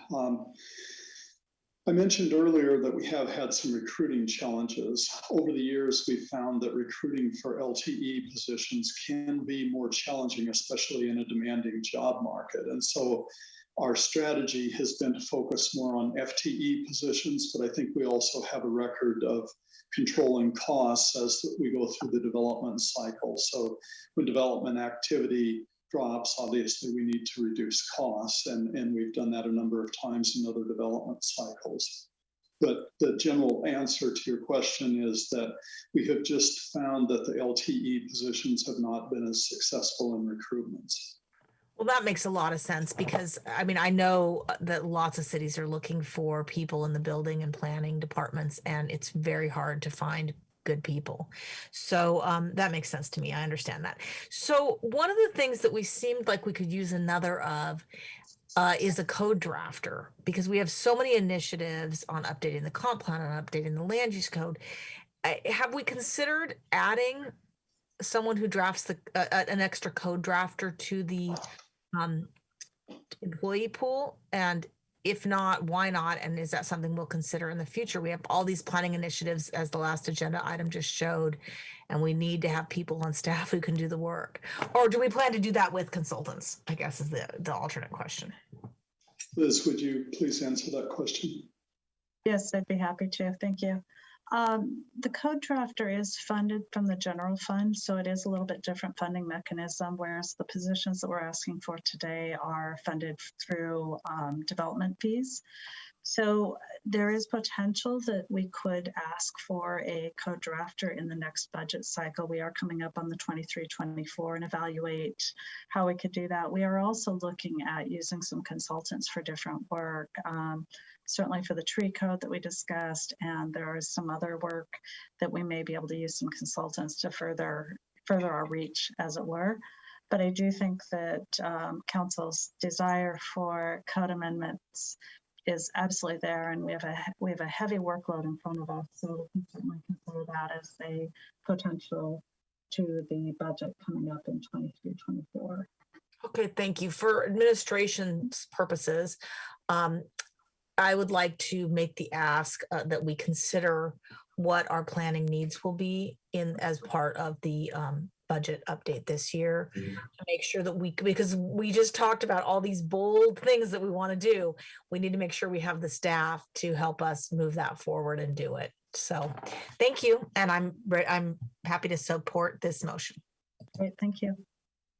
So I just think it's great that this is fee supported. And I want to underscore that the development has generated the fees to pay for the staff that we're going to hopefully hire here. So that's great. And I say this so many times, but again, commend you all for this virtual permit center that you created right before everything went remote. I cannot believe how fortunate we were as a city that we had staff that figured that out and put it together in time to accommodate the most remarkable 2 years of development our city has ever seen. So we couldn't have had that had you not put that permit program together. So thank you very much. So I don't have any more comments or questions, and I don't think Councilmember Barksdale you don't have your hand up. So I think we're ready for the vote. We have the motion and a second. So all those in favor say aye. Aye. Aye. Any opposed? Okay, great. So it is 8:21. Let's see how fast we think the next one's going to be. What do you think, City Manager? Do you think we should move ahead or take a break? I think we should go ahead and move ahead, Mayor. Okay, let's do it. Would you like to introduce this? Sure. Then the last topic on your study session agenda is a presentation and discussion regarding rules related to council meetings, as well as boards and commission meetings in light of the city's returning to in-person meetings. By way of background, the council temporarily suspended portions of its rules in order to allow for remote meetings during COVID and to facilitate the most efficient delivery of agenda items to the council. Tonight, staff is going to present options to council for potential rule changes to take into effect when council returns in person, and potential Bellevue City Code amendments regarding remote participation of the council-appointed boards and commissions.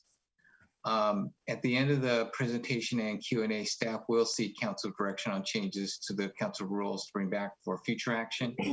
Additionally, staff will seek direction on potential Bellevue Code amendments related to, again, remote participation of boards and commission members.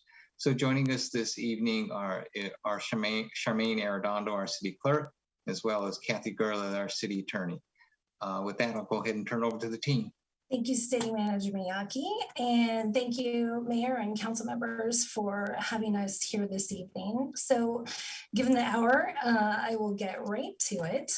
So as City Manager Miyake stated, tonight the city attorney and I are before you seeking direction on an update to the council rules regarding meeting format, order of business, and then also what direction, if any, on code amendments necessary to bring back related to board and commission remote participation. So during tonight's meeting, I will provide a council with a quick overview to set some context. We'll discuss where the council was with regard to meeting format and order of business pre-COVID, and then where we are today. And then finally turn it over to Kathy to talk about the remote participation of boards and commission members. So to begin with a quick overview of impacts that COVID-19 had on our public meetings and actions that we took in response.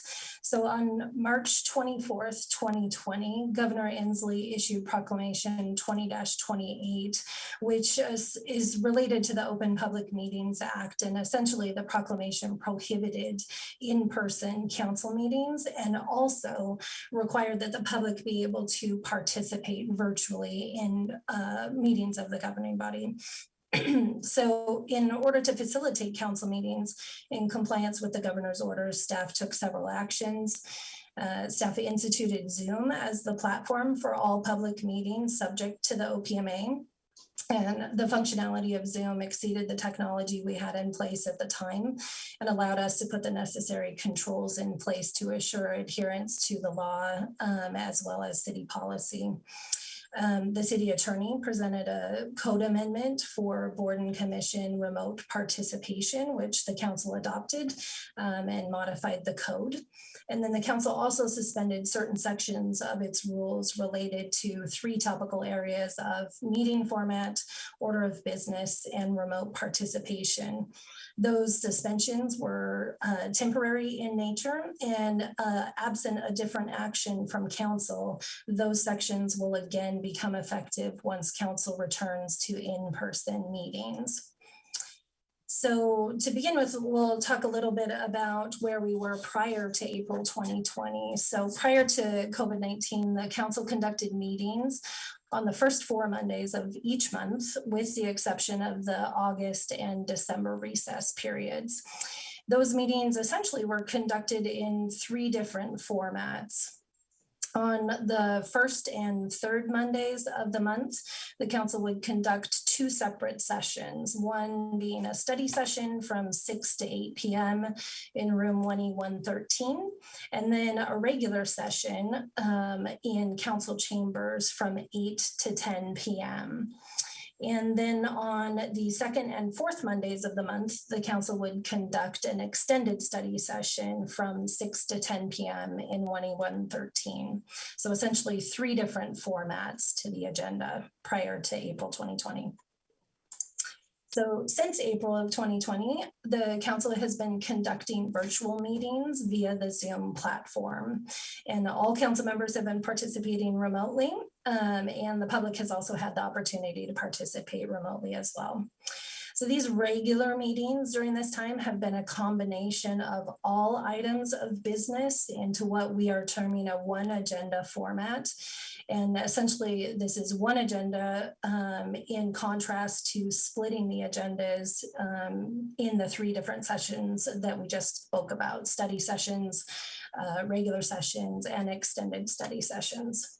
So as the numbers of infections and hospitalizations have lowered significantly and indoor masking requirements have been removed, the council is now planning, I'm pleased to announce, to return to in-person meetings beginning on April 18th.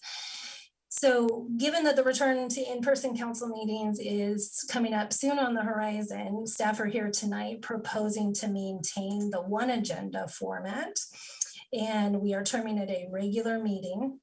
And again, this is a meeting that would be conducted on the first 4 meetings or first 4 Mondays of each month, with, again, the exception of the August and December recess periods. And those meetings would be conducted in 1 room, and that would be council chambers. So over the past couple of years, 2 years, in fact, of utilizing the one agenda format in Zoom, staff have received in the moment feedback from council, as well as from the public and from staff. And in general, the comments have been very positive. Some of what we've heard is that this allows the public a consistent time and place for oral communications and public hearings, which are in fact the opportunities on the agenda where the public is allowed to communicate to the council. Historically, the public has had questions about what time and in which room to comment to the council. And the answer would always depend and vary depending on which day of the month it was, which Monday of the month it was. So moving to the one agenda format alleviates any concern around when or where the public comment is received, as the time and place would be consistent from week to week. In addition, the one agenda format allows for maximum flexibility in agenda management. Staff have the ability to schedule consent, public hearings, land use, other ordinances, resolutions, reports of boards and commissions, and reports of city manager on any Monday rather than only 2 Mondays of the month, which was the case pre-COVID.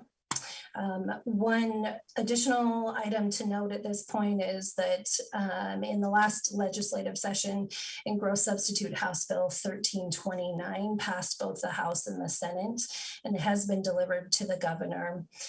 While this bill is not yet signed into law, if it is, it would require the council to take public comment at each regular meeting. And if the council is not inclined to proceed with the one agenda format this evening, staff will need to research further implications of this bill. It may result in needing to add an additional oral or written communication period to the first and third Monday study sessions, but we will come back with more information if that's the decision of the council.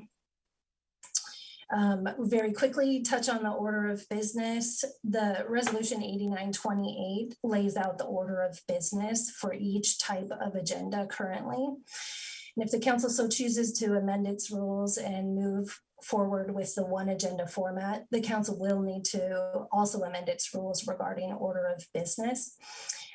Staff proposed following the current order of business that we've been utilizing during the virtual meetings over these past 2 years. And as a reminder, there is a provision that the city clerk has the authority to amend the agenda on a temporary basis to address things like unusual meeting circumstances or to ensure an efficient and orderly meeting. I'm not proposing any changes or any amendment to that provision. And in addition, as you're aware, the council also has the authority to amend the agenda on the day of the meeting and reorder agenda items if desired. At this point, I just want to remind council I'm seeking direction on whether to bring back legislation amending the council rules to address the one agenda format and order of business. And Mayor, with that, I'll turn it back to you and I'm available to answer any questions if there are. Okay, thank you. I see Councilmember Robertson's hand up. Let's start with you. Thank you, Mayor. Thank you, Charmaine. Yeah, I'm very supportive of moving to the one agenda format and order. I think it's been much more efficient. Having regular meetings every week allows ordinances to get passed every week. They allow bills to get paid every week. It just allows a lot more flexibility and gives more latitude to staff to not be stuck with only 2 half meetings a month in which to do the business that happens at a regular council meeting. So I think it's been really efficient during COVID and I support that. I had one question, and maybe 2 questions, but one question and a comment. The Proclamation 2028, which is on version 15, is the active version of the governor's proclamation, which was passed in January of 2021 on the Open Public Meetings Act issues. I'm wondering if we are working, reaching out to the governor's office to find out when he plans to lift that. It seems like if you're going to, people could certainly, if it's lifted, people could certainly continue to do hybrid meetings. They could certainly continue to do virtual meetings because I think state law has been changed since then to allow the virtual meetings, but it doesn't allow people to have fully in-person meetings without having the hybrid component. And as we've seen, or I've seen in other cities, having a hybrid component when most of the staff and public officials are in person is really, really hard. And even cities that have the equipment to broadcast their meetings, they're having a hard time. A lot of them are having to buy new equipment to have the in-person with the virtual component. So I'm wondering, so the question is, what do we know about when Proclamation 2028 sub 15 or version 15 is going to be lifted, and are we advocating for that? And then my next question / comment is, I really think we should go back to our prior code, which had the limitation on the in-person. I think it's going to be very disruptive if we are all back in person and we have multiple members, whether of the council or the board and commissions, trying to come in virtually. I think it's very disruptive. It's not good for decision making. It's very difficult. So I'd like to go back to the prior code, and I know that there's already an exception for medical issues. If someone, for example, breaks their back and they need to be virtual for an extended period of time, that can happen. I'd like to add another exception to that code that specifically says that the council can suspend this requirement and allow expanded virtual meetings or virtual attendance by passage of council resolution. And if we add that section or that additional exception to the code, we can, if there's another emergency where we need to suspend altogether, we can do that by resolution. Or if we have, for example, a commissioner who, say we have someone that is in the military and they get deployed, but they're able to come in virtually, we could pass a resolution allowing that specific exception.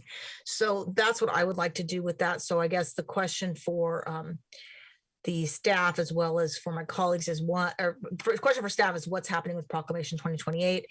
My question for the staff and my colleagues is, can we go back to the prior code with adding this extra exception? Is the council willing to do that? And does staff think that that is workable? Thanks. Thank you, Councilmember Robertson. I'm happy to address in part and then turn it over to the city attorney to discuss more about the remote participation, which is actually going to happen hopefully after we receive some direction on the meeting format and order of business. But with regard to Proclamation 2028. Charmaine, may I ask a question? Sure, please. Is there more to this presentation? There is the remote. So let's hold Councilmember Robertson's questions that pertain to the next presentation until we're done with that part. Oh, I am so sorry. I didn't know. I thought the whole thing was done. I read my packet, so there you go. All right, thanks. No worries. So with regard to the proclamation on hybrid, the requirement for hybrid meetings. So currently, as it sits, that proclamation exists until the state of emergency no longer exists. And so we do have to provide that hybrid option at this point. With regard to the advocacy question and whether or not we're advocating for that to be removed, I would have to defer to the intergovernmental staff to ask if that's something that we're working with our lobbyists on. Also, Kathy, do you have anything to add to that? No, I think that you've answered that I'm not aware of when the governor's going to lift the emergency declaration, and I'm not aware that we're lobbying, but perhaps our intergovernmental affairs staff might have additional information we can certainly bring back. I would also just mention one other thing, and maybe I'll leave this until we talk about remote participation. So let me just stop there, and because I'm going to step in here after you guys talk about the order and the 1 meeting versus 2, and I'll talk about remote participation. So I'll address Councilmember Robertson some of your other questions then. Good. Okay, thank you. Councilmember Stokes.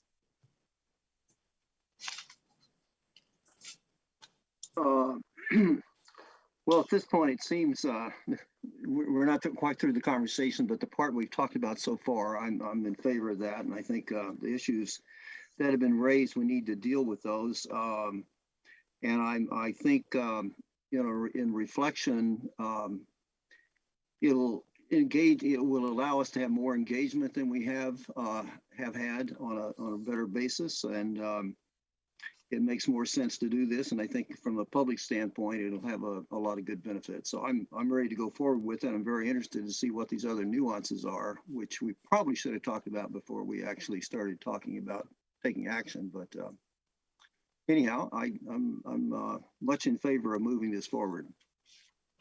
Councilmember Sun. Yes, I agree with the format, and I guess my question, I'll have to figure out whether it's for this section or the subsequent one. On the oral communication, the way it's worded, does that mean that we're going back to only in person as well, or will the public be able to also join remotely, whether it's video or phone, or is that in the second section? No, thank you, council members on. So that is with regard to meeting format. So we are planning on producing a hybrid meeting. And it currently is a requirement to produce that hybrid for the public to be able to participate remotely. The definition of participation is simply listening, but we are taking it a step further and allowing the public to comment via oral communications or on a public hearing night. To communicate to the council via a remote option. Okay, I'm glad for that. And then my second one, I believe also goes to this particular item, and that is that, you know, the way it's worded, we meet for the 4 Mondays of the month. And I'm just wondering if we've been talking about how much work we have in front of us, whether we would consider that it's all the Mondays of the month and that even the 5th Monday would be a meeting Monday instead of specifically dropping that off from the very beginning. If we don't have items to have in that 5th Monday, we can always cancel. So I just want to put that out there for my colleagues' consideration. Okay, Councilmember Barksdale. Thanks, Mayor. I was going to say I also support moving forward with this. Maybe I'm wrong, but I don't think we meet on the 5th Mondays currently, so agenda items are not, right? So, okay. Yeah, we do not. Okay, all right. Looking forward to the next topic. Thank you. Thank you. Councilmember Lee. Thank you, Madam Mayor. Yeah, my hand has been raised for a while. I was wondering if you're going to call me. Anyway, thank you. Yeah, as it turned out, I'm the probably last one to speak. I'm a little bit concerned about changing something that we've been doing for almost forever, as long as I've been on the council. And the specific thing is regarding the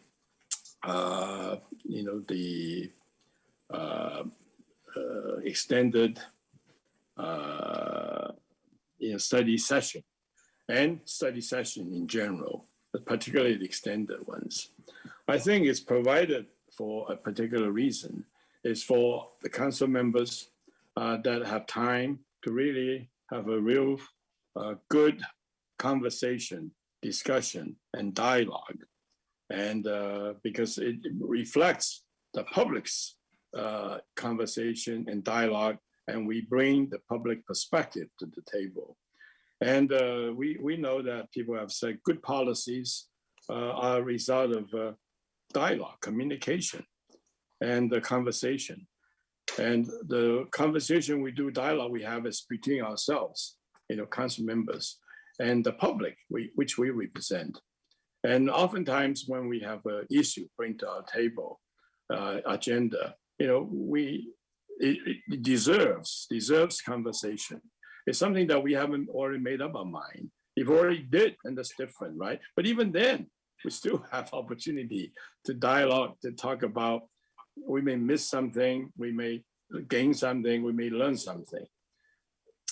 So I think it's important that we provide that.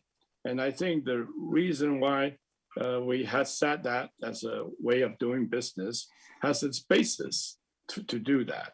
So, when we changed our format to the one we have now, because of COVID-19, we're responding to an emergency, which we have to. So I think we have to make it work, for better or for worse. But it worked well, fine, we're good. I'm I want to commend the mayor make it work very well for us. And so I want to make that point.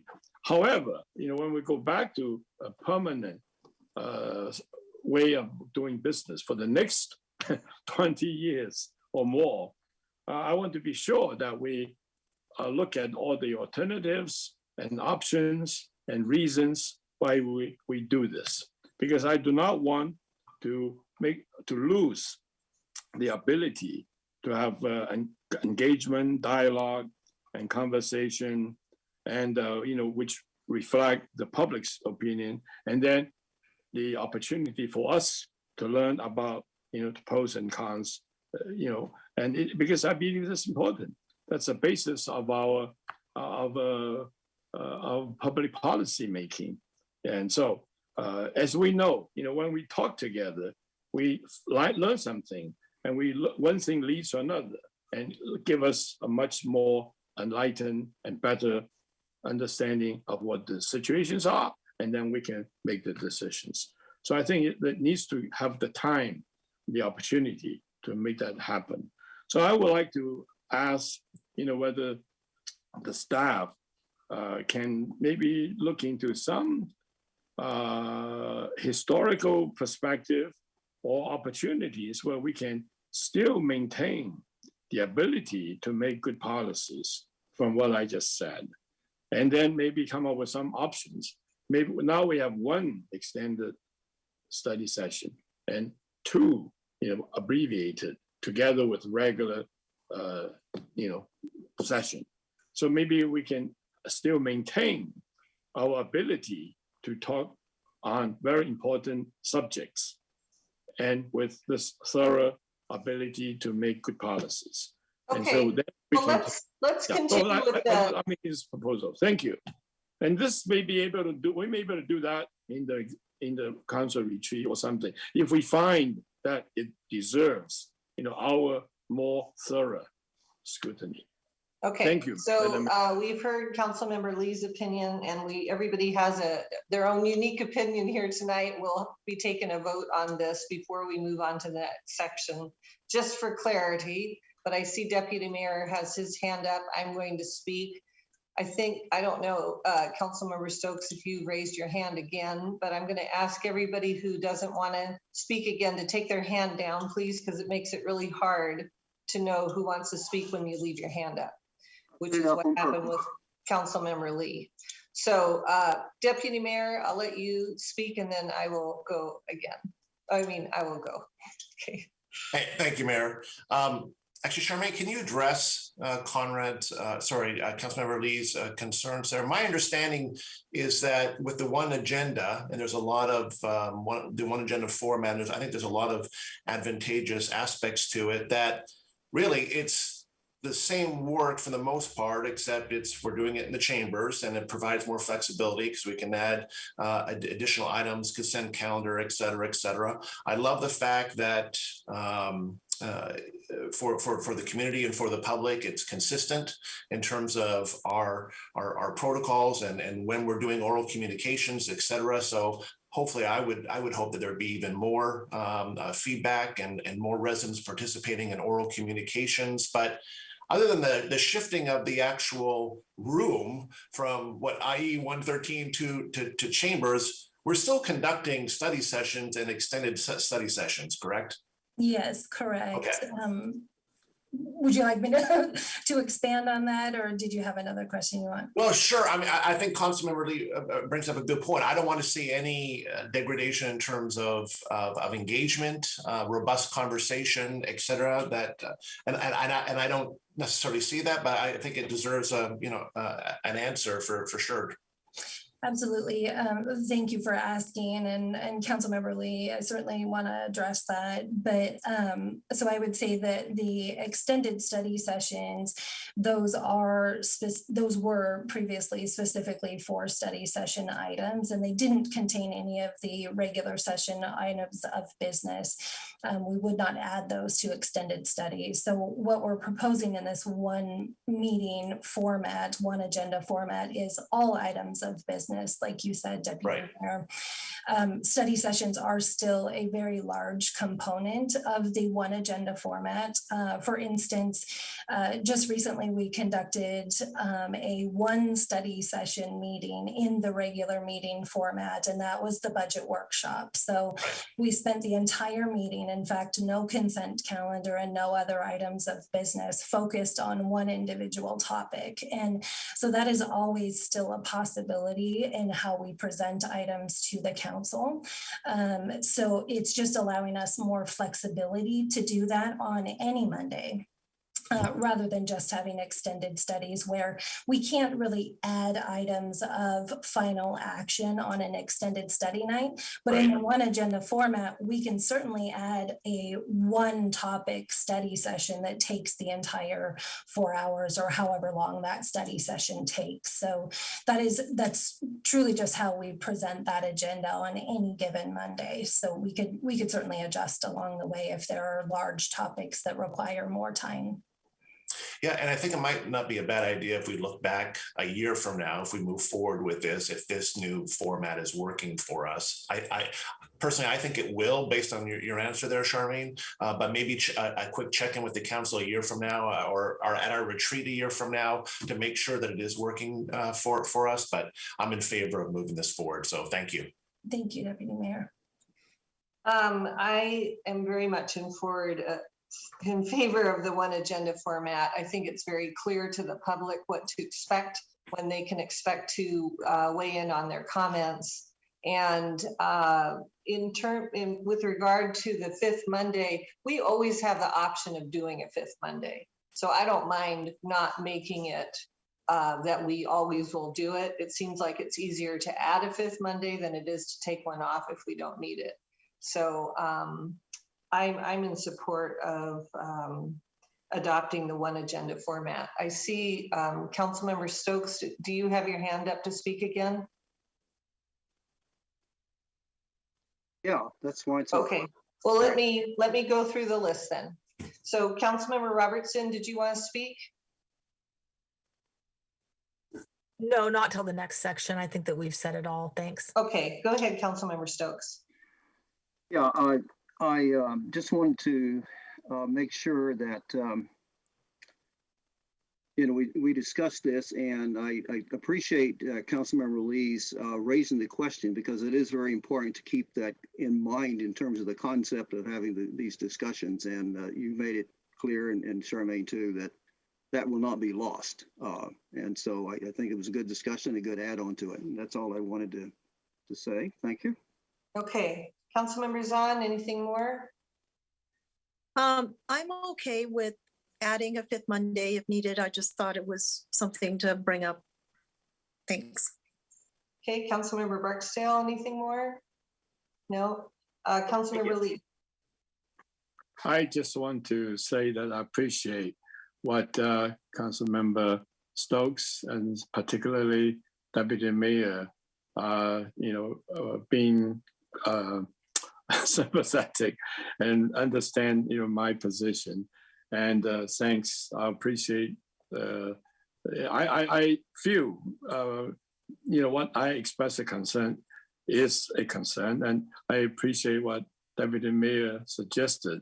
And I think that something is up to us that a year from now or whenever, and if this situation rises, I hope that we will pay attention to see what we can do to rectify if it does warrant it, this situation. So I will support the motion at this time, and thank you, Deputy Mayor. Okay, Deputy Mayor, any more comments? No, I'm good to move this forward. Thank you, Mayor. So maybe with the motion that we put in a one-year look back. Okay, Deputy Mayor, do you want to make a motion on just this part of it? Sure. I move to direct staff to prepare legislation for future action, combining the study session, regular session, and extended sessions into one regular meeting occurring on each of the first 4 Mondays of the month with a one-year look back. Second. All those in favor say aye.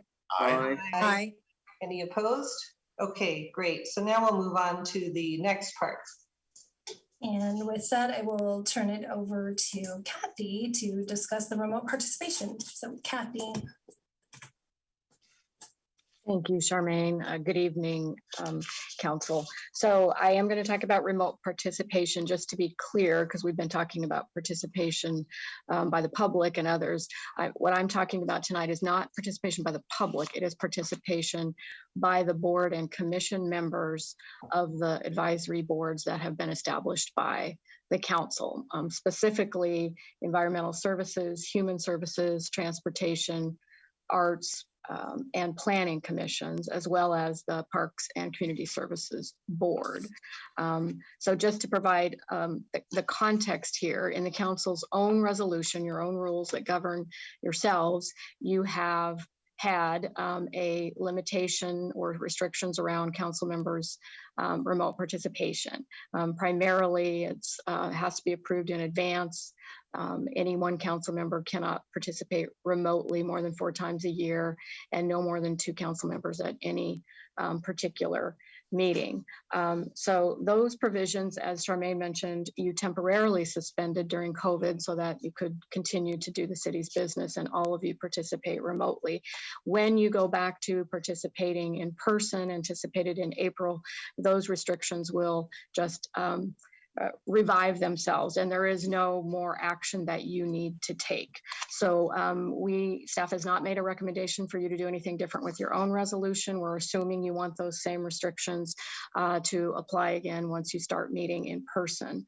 So the question that's actually before you tonight is whether you want those same restrictions that you have placed on yourselves to also apply to remote participation by the board and commission members. Again, prior to COVID, these same restrictions that are in your resolution were also in the code and applied to all of those boards and commissions that I just mentioned. And then during COVID, the council actually adopted an amendment to the code to get rid of those restrictions so that the boards and commissions could also be meeting fully remotely during COVID.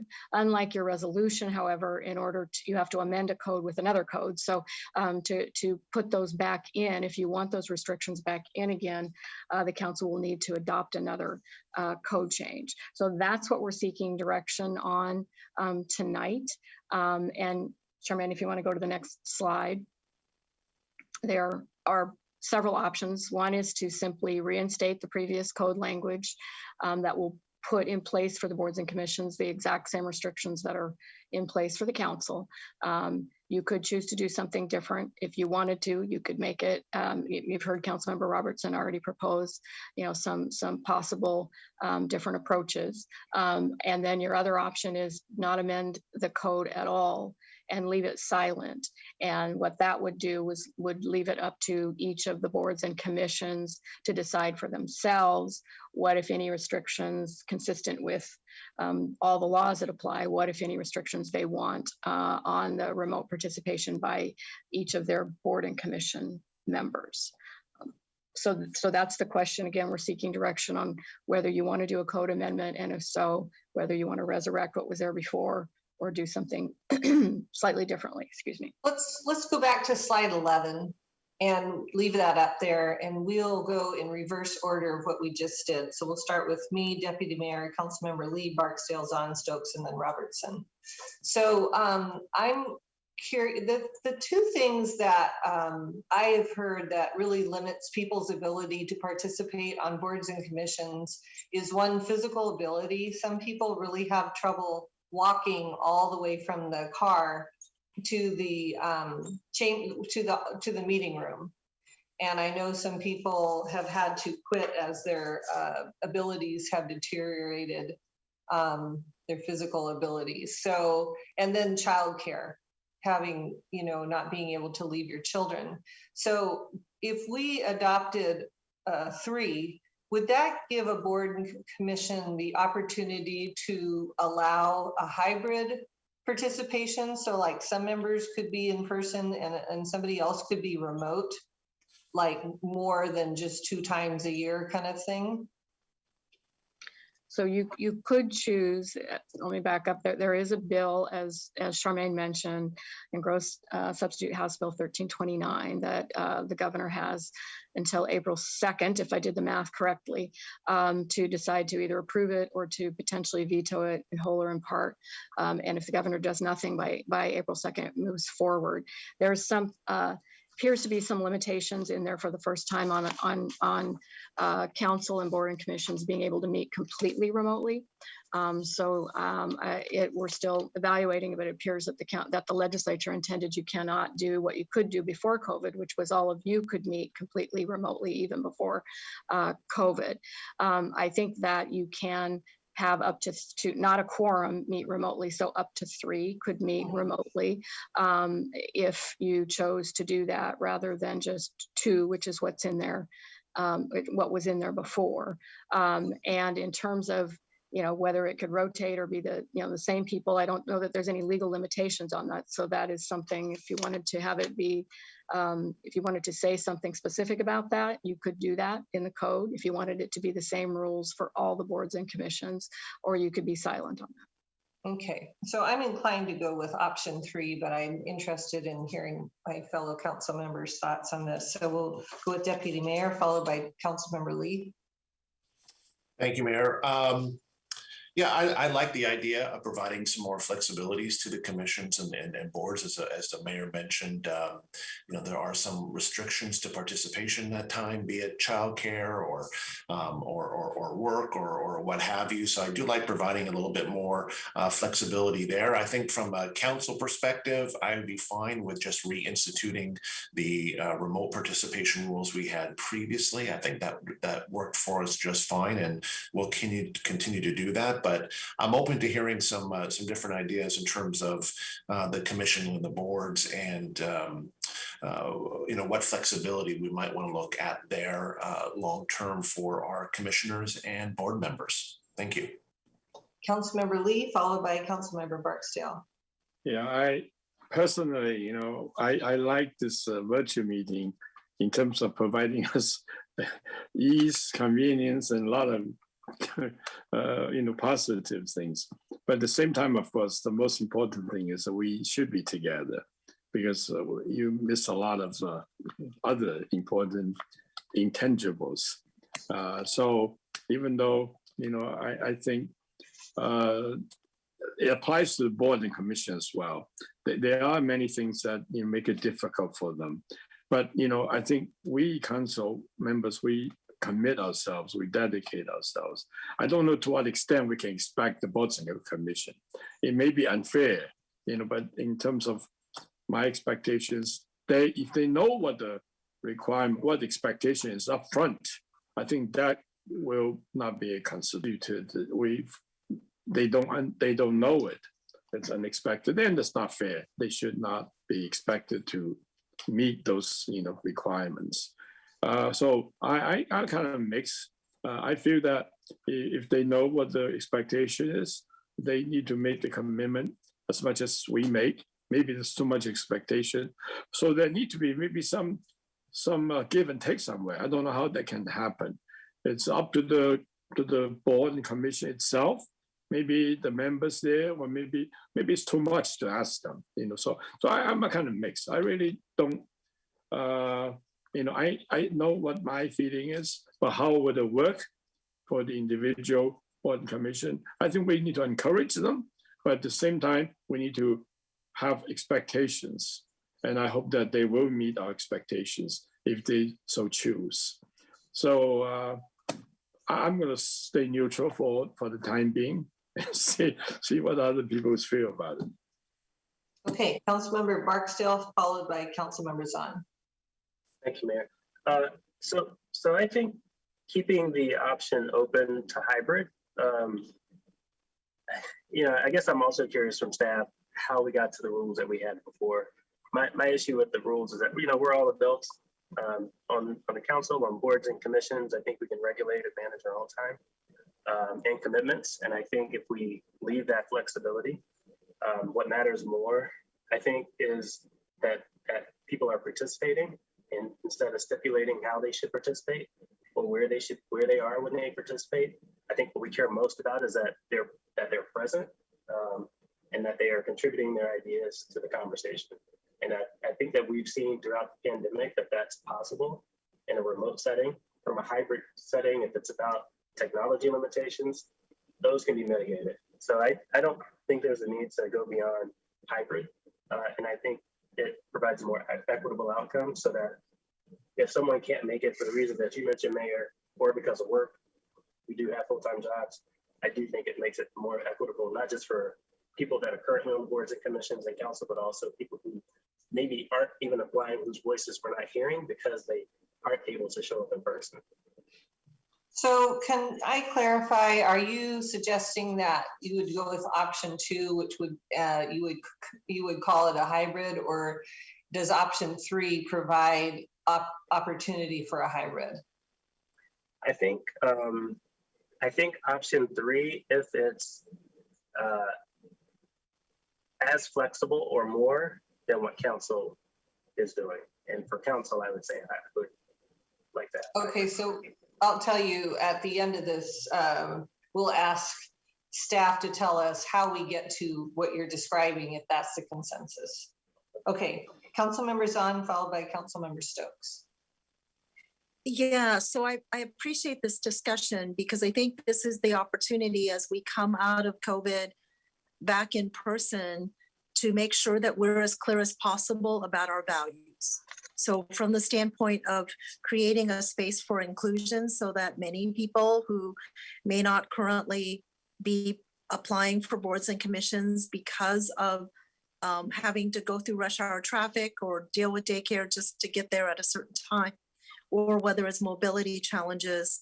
So I also support as much flexibility as possible while still be able to conduct business of the board and commissions. So I do think it's maybe a hybrid of the 2 and 3. So if it's 3, I would say we would want to establish some type of a culture or expectation that we are driving for flexibility and inclusion, versus just a leave it to every board or commission to decide limits without establishing what are the values we want them to have as they think about what are the right limits. Thanks. Okay, Councilmember Stokes. If I'm reading this correctly, it's talking about council options for boards, commissions. So is this correct? We're not talking about any changes to the council. Correct. At this point, we're just talking to boards and commissions, right? That's my understanding. Is that right, Kathy? Yeah. Yes, that's Yeah, what okay. Just want to make clear on that. And I think that it is different. I would actually 2 is I think important. I would like to have discussion and have the boards and commissions take a look at this, and let's talk about having some limits and things, and it should be consistent, I think, from boards to all the boards and commissions. And the equitable piece is the heart of it. And I think I agree that my fellow council members' comments on this, that this is an opportunity for us to talk to the boards and commissions and have them participate in this and come up with something that does encourage more people and gives more people the opportunity to have meetings. And also it would help, I know a couple of times on commissions or boards that I've been liaison to, we have troubles getting a quorum, and it's because somebody was sick, or I mean, one of their different things for it. So this is an opportunity for us to open things up a little bit and be a little more rational in terms of, and hopefully get more people to participate. So that's what I would like to see. We don't need to make the decision right now. Councilmember Robertson. Thank you. So if we're going back in person, we're going back in person. And it's been a while since we've had in-person meetings with someone remotely on the phone. But when you have one person on the phone, let alone 2 or 3 or 4, it is really difficult to manage the meeting. Now imagine that the chair is on the phone. I mean, a hybrid meeting, we don't remember what it's like because we have this Zoom where we're all on Zoom and it's really easy. But a hybrid meeting, when you have 2 or even one person on the phone, they don't know when to talk, they don't know when to be called on, they interrupt, they may not get called on. It is really confusing. And if we're having public officials, whether they be appointed or elected, meeting together makes each official accountable to their colleagues and makes them more accountable to the public. I can imagine a situation where we have someone who's on the phone monthly because they're busy doing whatever they're doing. And that is not as effective of a meeting as when you're all sitting down together working out a solution. Remember, the boards and commissions have a lot more. They get into the deep dives and the greater details of these policy recommendations that they make to us. I really don't think that allowing an open-ended, they get to pick and decide what to do, including having, 3 members on the phone every meeting, is really going to be that effective. As we've talked about, we need our boards and commissions to deliver for us because we have more and more work to do.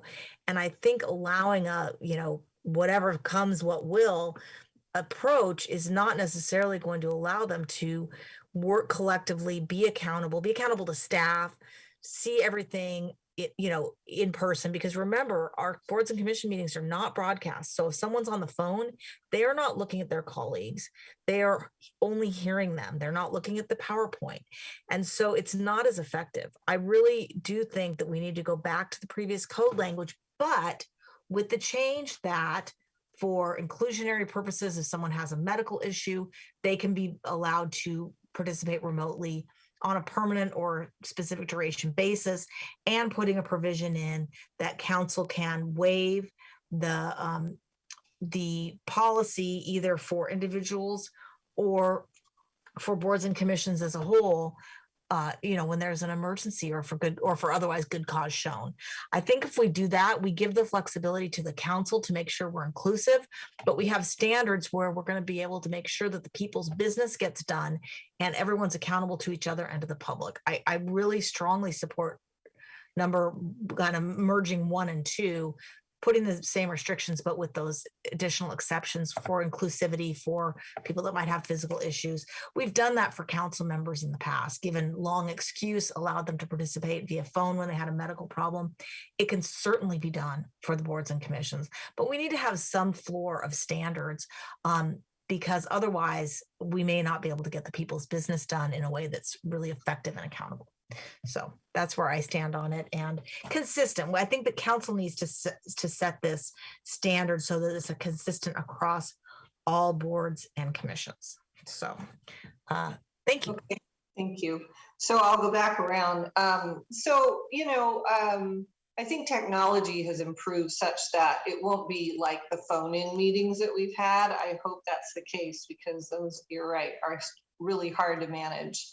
But I do want to make it very easy for somebody who has a physical limitation or who has a childcare issue to continue or to even apply and be a part of a board or commission. I think we're missing out on a lot of people with the rules that we have now. And I think that technology is allowing us to be more inclusive.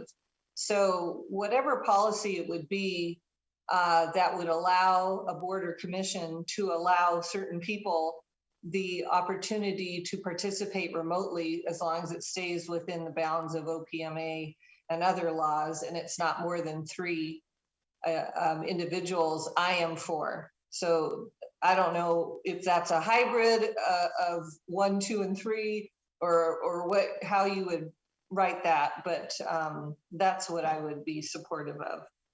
Deputy Mayor? Yeah, and I really appreciate Councilmember Robertson's comments there.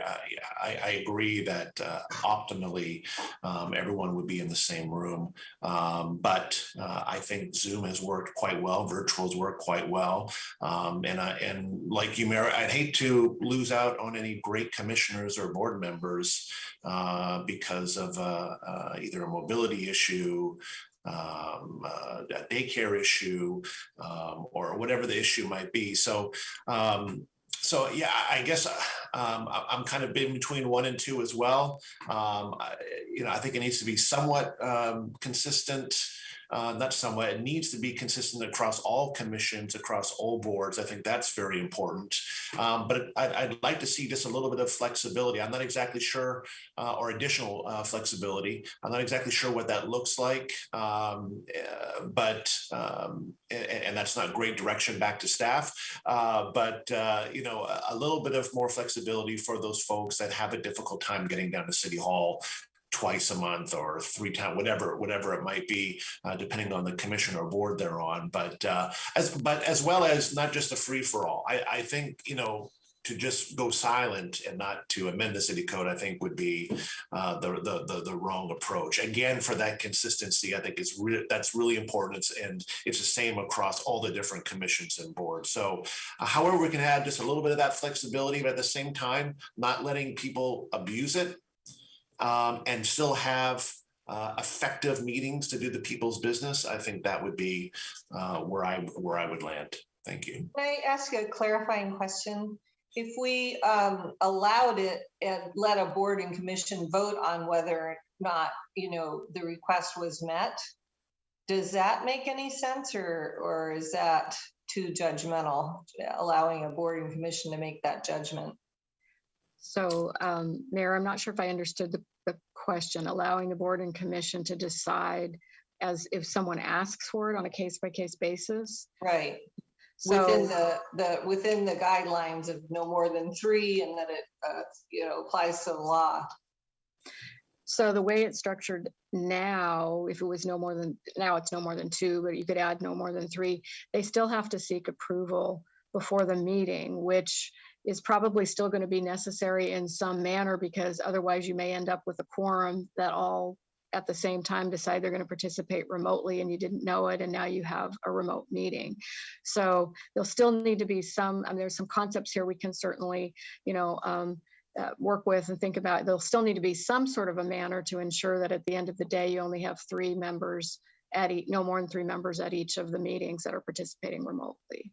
And I think what the deputy mayor, if I may, you can tell me if I'm wrong, I think what you're saying is you don't want to make it the standard that people can just opt to be remote all the time. Correct. Okay. Councilmember Lee? Oh, go ahead, Deputy Mayor. No, I was just going to further clarify on that point. If someone is recently appointed to a commission, and he or she knows that they have a daycare issue during a second meeting each month, then we make that allowance for it. And then we make for the allowance for it up front, and then everybody's aware on that day they would be participating remotely. Right. A scenario like that. Thank you. Mm-hmm. Okay, Councilmember Lee. Thank you. This is a good example of how study session works well.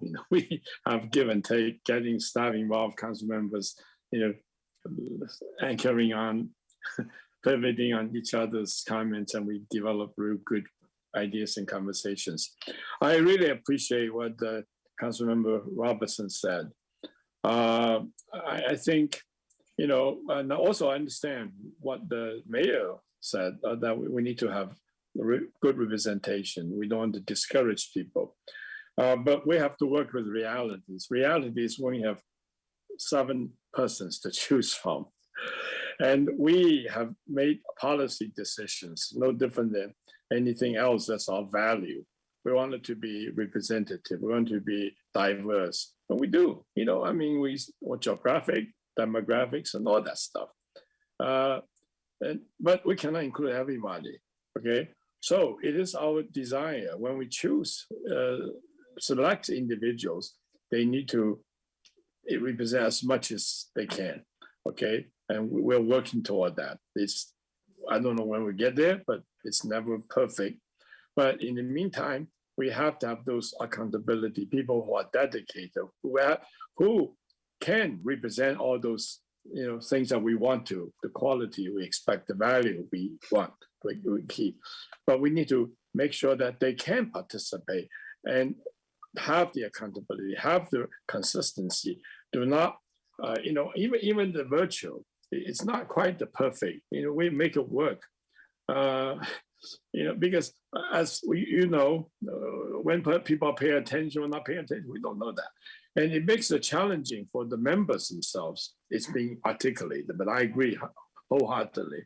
And if somebody who's not doing something, whether it is in fact the case or not, it affects all the rest of the members. And that becomes a very challenging situation that causes the staff and individual members, and it's challenging. How do you manage that? I think the mayor have the experience. You probably do. How do you control a bunch of loose cats. So you need to have those standards. You need to have expectations. That's what I said first. You need to have expectations so that people can work together orderly, efficiently, and we do the business of the public. That's number one, foremost, and the others have to be included. So I agree with Councilman Robertson. I'm not sure how that can be included. Maybe 1 and 2 combined or something to that effect. And I think Councilmember Stokes makes sense.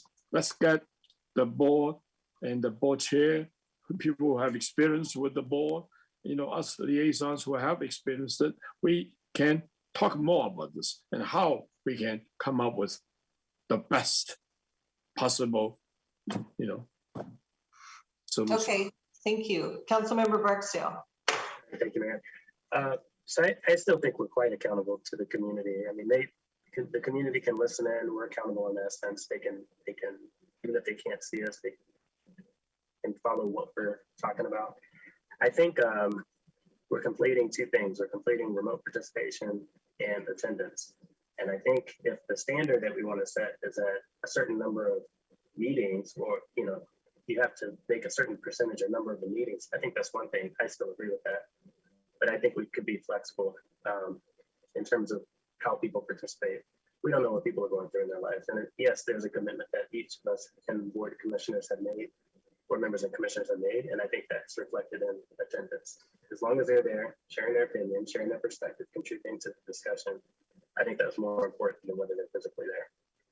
And I think as an example of where we can look, if we're not making the decision tonight, there are some cities right now that are meeting hybrid. I think we can learn from them, such as Redmond. Okay, Councilmember Zahn. Yes, thank you. I really appreciate all the conversation we're having. For me, as I listen, I think about focusing on outcomes and not necessarily butts and seats.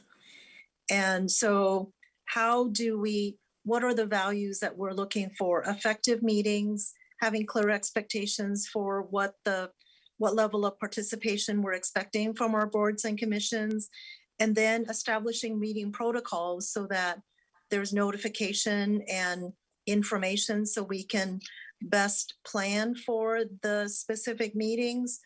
And I say it like this because, COVID has taught us what is possible, and we can still be accountable by being able to meet remote. We are a smart city with lots of technology. So I guess my question to Charmaine is, have we started to install or have the install for to be able to have hybrid meetings?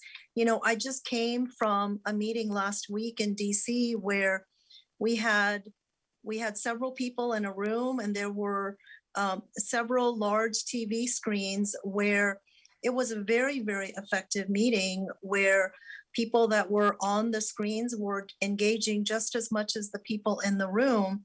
And if part of that is providing the meeting protocol support and training for those that are the chairs to be able to facilitate well for the boards and commissions for how we make sure that we have that participation.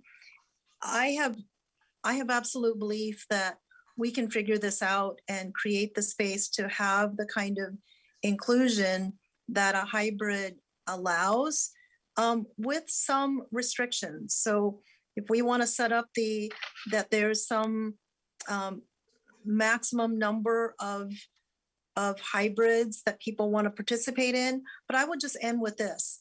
I think the other part of it is that sometimes we show up at meetings because there's only so many we're allowed to miss. So we show up and we're sneezing and all kinds of stuff. And I would just as soon have options where if we have sniffles and we're a little under the weather, that people don't feel like they've got to go to meet in person, because we do have those hybrid options available to us. Thanks. Okay, thank you. We have Councilmember Stokes and then Councilmember Robertson. So, Mayor, before that, I did have a question for Charmaine about whether we have the hybrid technology, because we've been talking about it, but I haven't heard an answer. Could we get that first? Yeah. Sure. Thanks, Councilmember Zahn, for asking that question. I'd be remiss if I did not say for months, staff have been working tirelessly on the technology implementation to provide hybrid meetings. So we are in a position to provide hybrid meetings for council meetings and for boards and commission meetings. There is an added layer of complexity when we're talking about council member and commission members' participation remotely, as well as the public participating remotely. But I am confident that we will have the technology in place in order to accomplish that. Okay, thank you. Okay, Councilmember Stokes, followed by Councilmember Robertson. I think it's a good conversation. I think the values, this is a values question here. And I'm just in the last minute or two, I was almost I wasn't laughing, but I was thinking, we're all sitting here and we've been doing it for 2 years. We're all remote. We're all, and we're having conversations and we're making decisions. And even one of us is not visible and yet is making, is participating, and we're saying, well, we can't, but these other people can't do this. And that just doesn't make a whole lot of sense. We're saying, well, we can't do it. Well, we're doing it. And I think this is going to happen a lot. And frankly, meetings with staff have been really good. And you don't have to go down there or something. But the other factor is there are some people out there who are amazing people in certain areas, and they may have a disability or they may need to be at home for some reason, and they can participate in all, and we're shutting them out. I'm not sure it's even, I think it touches on, I wouldn't say illegal, but it's a little bit, we're not walking the talk. We want inclusion, we want equity, and we want people who are disabled or who have other factors to be able to participate. And we're saying, no, you can't do it. And I have there's a friend of mine of other people who was on with a certain commission, and a very confident person, but who missed a lot of meetings because of things that could have been controlled. He could have been doing it remotely. And we had to cancel meetings because we didn't have a quorum. So I think we're missing an opportunity here to do something really good and really to address our values that we say we believe in. And at least let's look at this and see if we can come up with, I bet you there are people doing this in a lot of places and with different organizations. The world has changed from 2 years ago. And we're living it right now, so why can't we continue doing that in really good circumstances? And we're not talking about the council, although we let people, go for a long time and not showing up, but participating by phone. So that's the way I look at it. We're missing. We have an opportunity here to do something really neat, and that really addresses what we say we believe in, and it's time to walk the talk. Thank you. Okay, thank you. Councilmember Robertson. I think I've kind of really said it all. I think that when we're putting boards and commission members on boards and commissions, we want folks who are committed to coming to meetings and who are committed to being accountable to the public, to each other, and to the staff. Now, what I laid out about reinstating the previous code language, but allowing medical reasons, people to have remote participation for longer term, and allowing council to suspend that for various reasons, like someone needs a break and wants to participate remotely. I think that strikes the right balance between making sure people can participate and getting the people's business done in an accountable manner. Many of us served on boards and commissions. I had a baby when I was on the planning commission, and I brought her to meetings before she was eating solid foods. Otherwise I couldn't have come. I occasionally brought my young children to commission meetings and put them in the audience if I had a childcare issue, because it was really important that I was accountable to my colleagues on the commission, to the staff, and to the public. So I think that we can have a really nice balance while not creating a situation where we have commissioners who are just appearing from anywhere and everywhere and aren't bothering to come in, because if they're not coming in, whether they're seeing video or not, and maybe that we will have a new system where they can see video, they're not getting the sense of the room. They're not getting a sense of the people. They're missing on body language. They may or may not be able to see the presentation.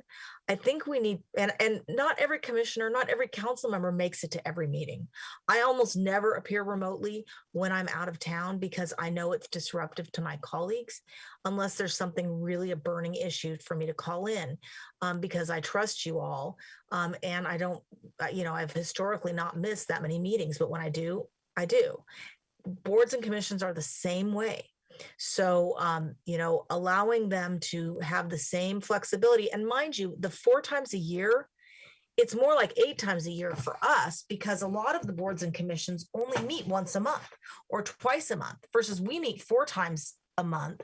So that's, what, 1/10 or less than 1/10 of the meetings were allowed to appear remotely. If it's a commission that meets once a month and they don't meet in August and they don't meet in December, that's almost half of the meetings where they could be remote. So I don't think having it be back to the prior code language with the additional exceptions for people that have a medical situation, people that have an ongoing problem, and to create that diversity would be a problem. I think that, we want to make sure that the folks who are on our boards and commissions are there doing the people's work, that they have a remote option occasionally as needed, or more if they have a situation, and move on with it. And I'm very much opposed to number 3, allowing, the boards and commissions, they could all end up with different standards. That needs to be something that council sets. Thank you. Okay, thank you. So I'm sensing, opposing views here. Yes, for flexibility, but how do you get to that flexibility? And so I have kind of a idea of what I'd like to see, and I think Councilmember Robertson has an idea of what she'd like to see. Charmaine, do you have any suggested motion that encapsulates the 2 sides? I know that we need 2 motions and we'll have to vote on one or the other. Kathy, do you want to? I can read you what I have for mine, and we can vote yay or nay, or we can come up with what Councilmember Robertson is suggesting.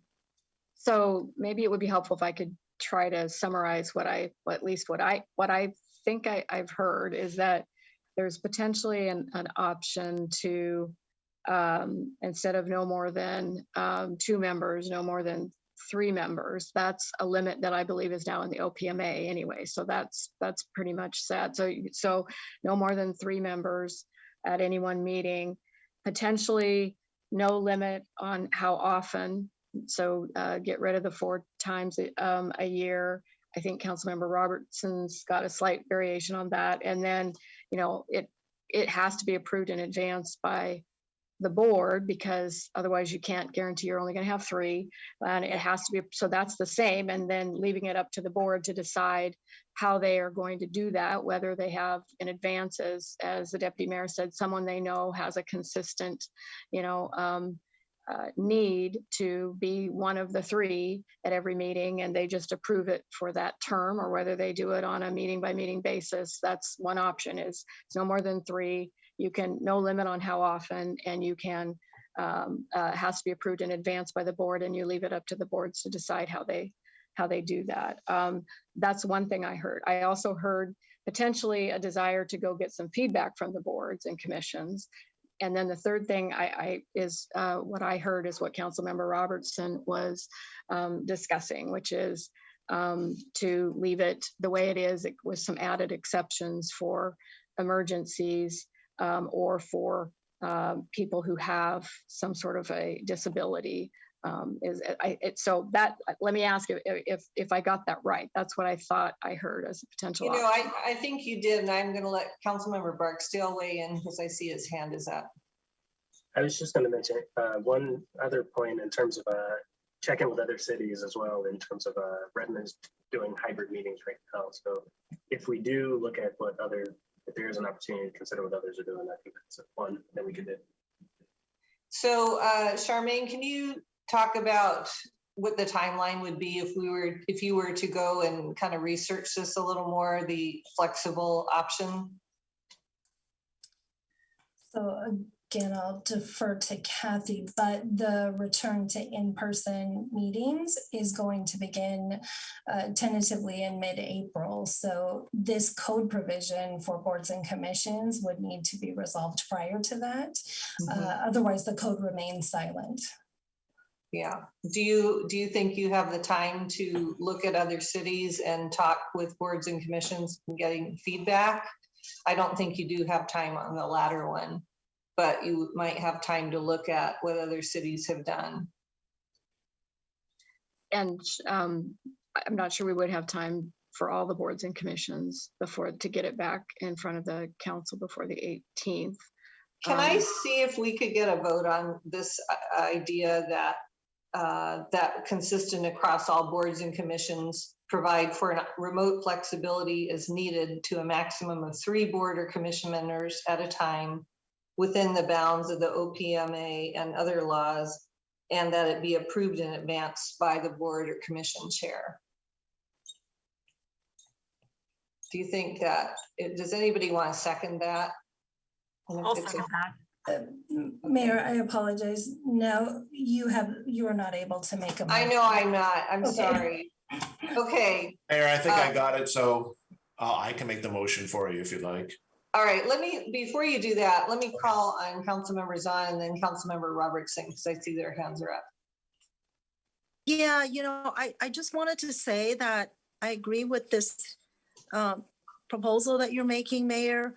What I was thinking about that I wanted to speak up on is I think we do want to be clear about what being accountable looks like, because I think there's a difference between showing accountability by showing up in person versus being accountable to participation, engagement, and contribution.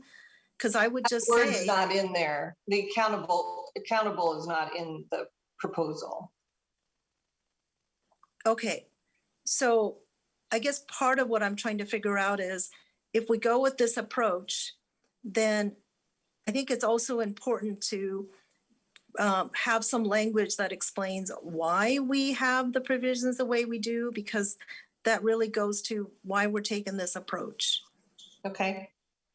Right, and that's my genesis of my comment about making sure that when we're talking about being accountable, I am struggling a little bit with the notion that only if you physically show up in a room and sit in a chair, does that mean that you're participating and you're contributing? Because I believe that you could do that in a hybrid setting. And, to me, that the most important part is what we're actually trying to do, which is have participation, contribution, and engagement. So anyway, I just thought it was important to say that. Okay, I hear you. Councilmember Stokes, your hand was up, and then Councilmember Lee. Mayor, I thought I was next. I'm sorry, you are. Okay, so I support the idea of what you're proposing. I think that strikes a really nice middle ground balance.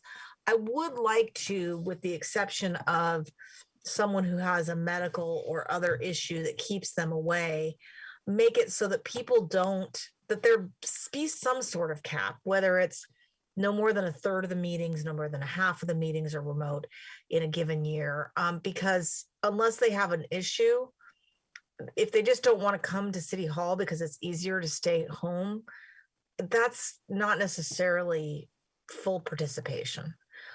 When everyone's on Zoom, it's one thing. When they're not, it's not. So if you would be amenable, and Jared as the motion maker would be amenable to that, I'd like to have some sort of cap. So Because then I think that strikes a really nice balance of consistency across the boards and commissions, flexibility for the people that need it, making sure that we have a quorum and that we don't exceed the 3 people out, and making sure that, because if it's the same 3 people sending in their note every single week so that they jump the queue and are always the one who's out, that's not fair to their colleagues who might also occasionally need to appear remotely.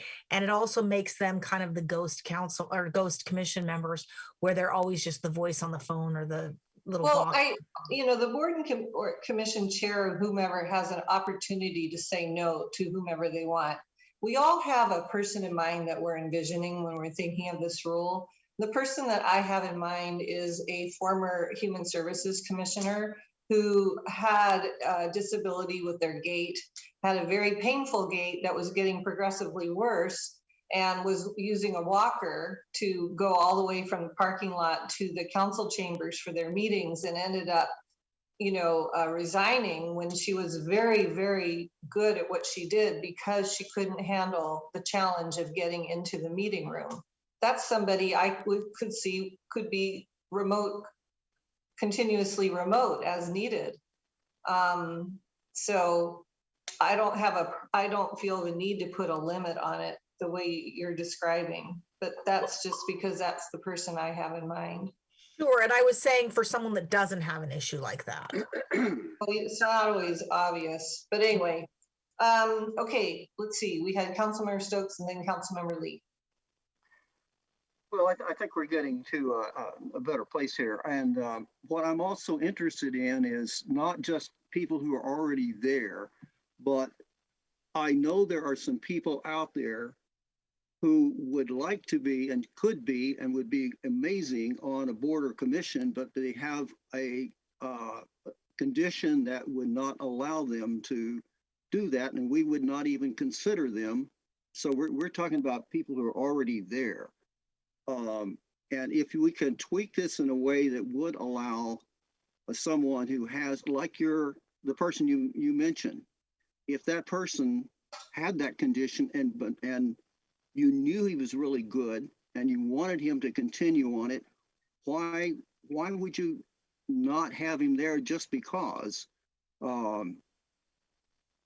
So if we could do this so that people who could be considered if they have a certain condition, but they're just amazing, and we're meeting our requirements also for in a lot of ways in terms of accessibility and all that.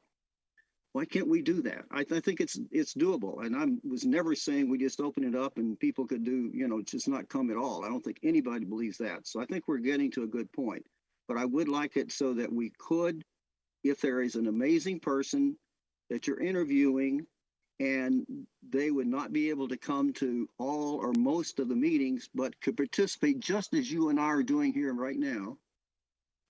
And even a person who is here is not on, we can't see her, but she's participating fully. Why can't we do that? If we do that, have that so we could have that possibility, I would be fine with this. But if we don't do it, I think we're missing an opportunity to actually, as I said, walk the talk. Okay, Councilmember Lee. Thank you, Madam Mayor. This is amazing conversation and meeting we are having. I mean, I'm really touched by the intention and the goodwill and the value that we are articulating. As a group and as a city, if we can represent the city, and I think, but it's amazing.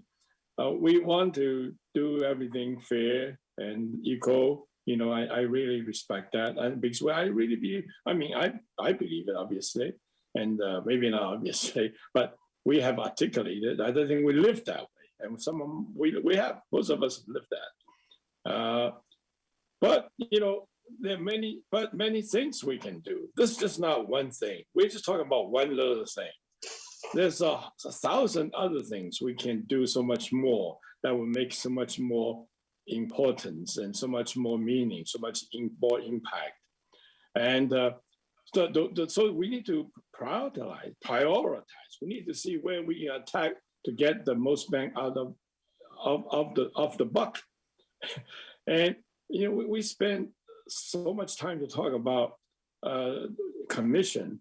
We need to look at the issue. That's why I appreciate some of us are saying that let's look at data, let's look at analysis, this is like fact. Where can we get the biggest bang, right? That's the key.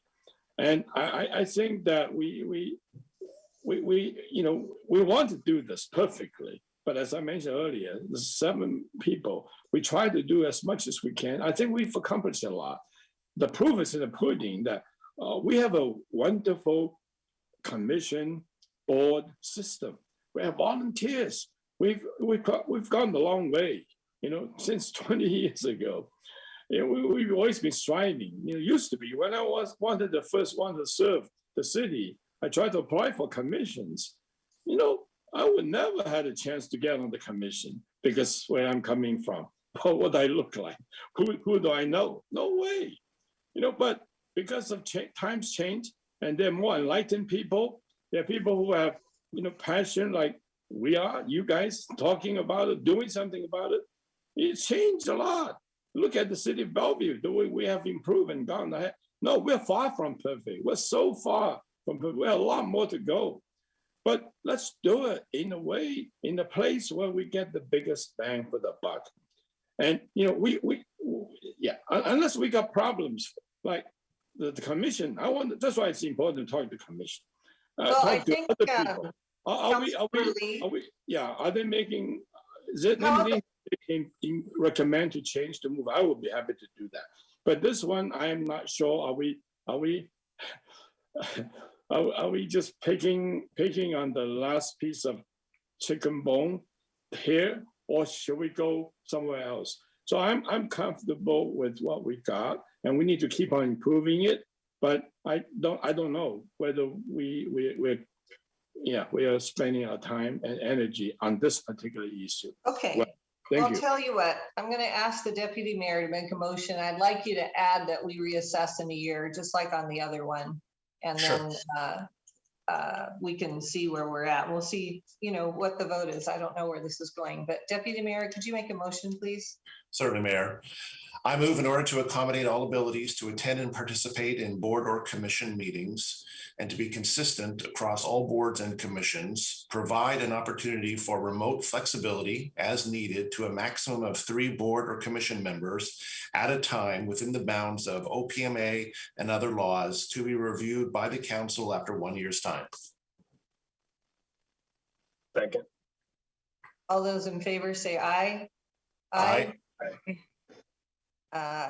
All those in favor, raise your hand, like your physical hand, so I can see it. Okay. And Councilmember Robertson, I can't see you, so, I see a hand up. Okay, and all those opposed, raise your hand. Councilmember Lee, I didn't see you either way. And I can't hear you either. I'm abstaining, so that means my vote counts as a yes, but I abstain. Okay, all right, that's fine. So we got everybody's vote here. Charmaine, yes? Yeah, Mayor, if you could announce the number, just to make Okay, it the clear number on is a 6 in favor and 1 abstention. Okay, which counts as an affirmative vote. Thank you. So, Mayor? Okay, yes, Councilmember Stokes. I just want to, I'm voting for it because I think we want to move it along, and I think we're getting there, but I think the language would include the ability to choose a person to come on to a board or commission who would meet the criteria. And that's why I kind of feel like that's understood. Well, okay, that's what I want to make sure, because I don't. Yeah, because I agree with you. It should be, the ability to be in person should not be a limiting factor in your being chosen for a board or commission. Good. Okay. So all right. I hear what you're saying. No, I appreciate that. Thank you. So it'll come. Anyway, we can review it in a year and see how this works. Okay, thank you. I think that is the end of our meeting. We are adjourned. Thank you all very much for your participation and your thoughtful comments. See you next week.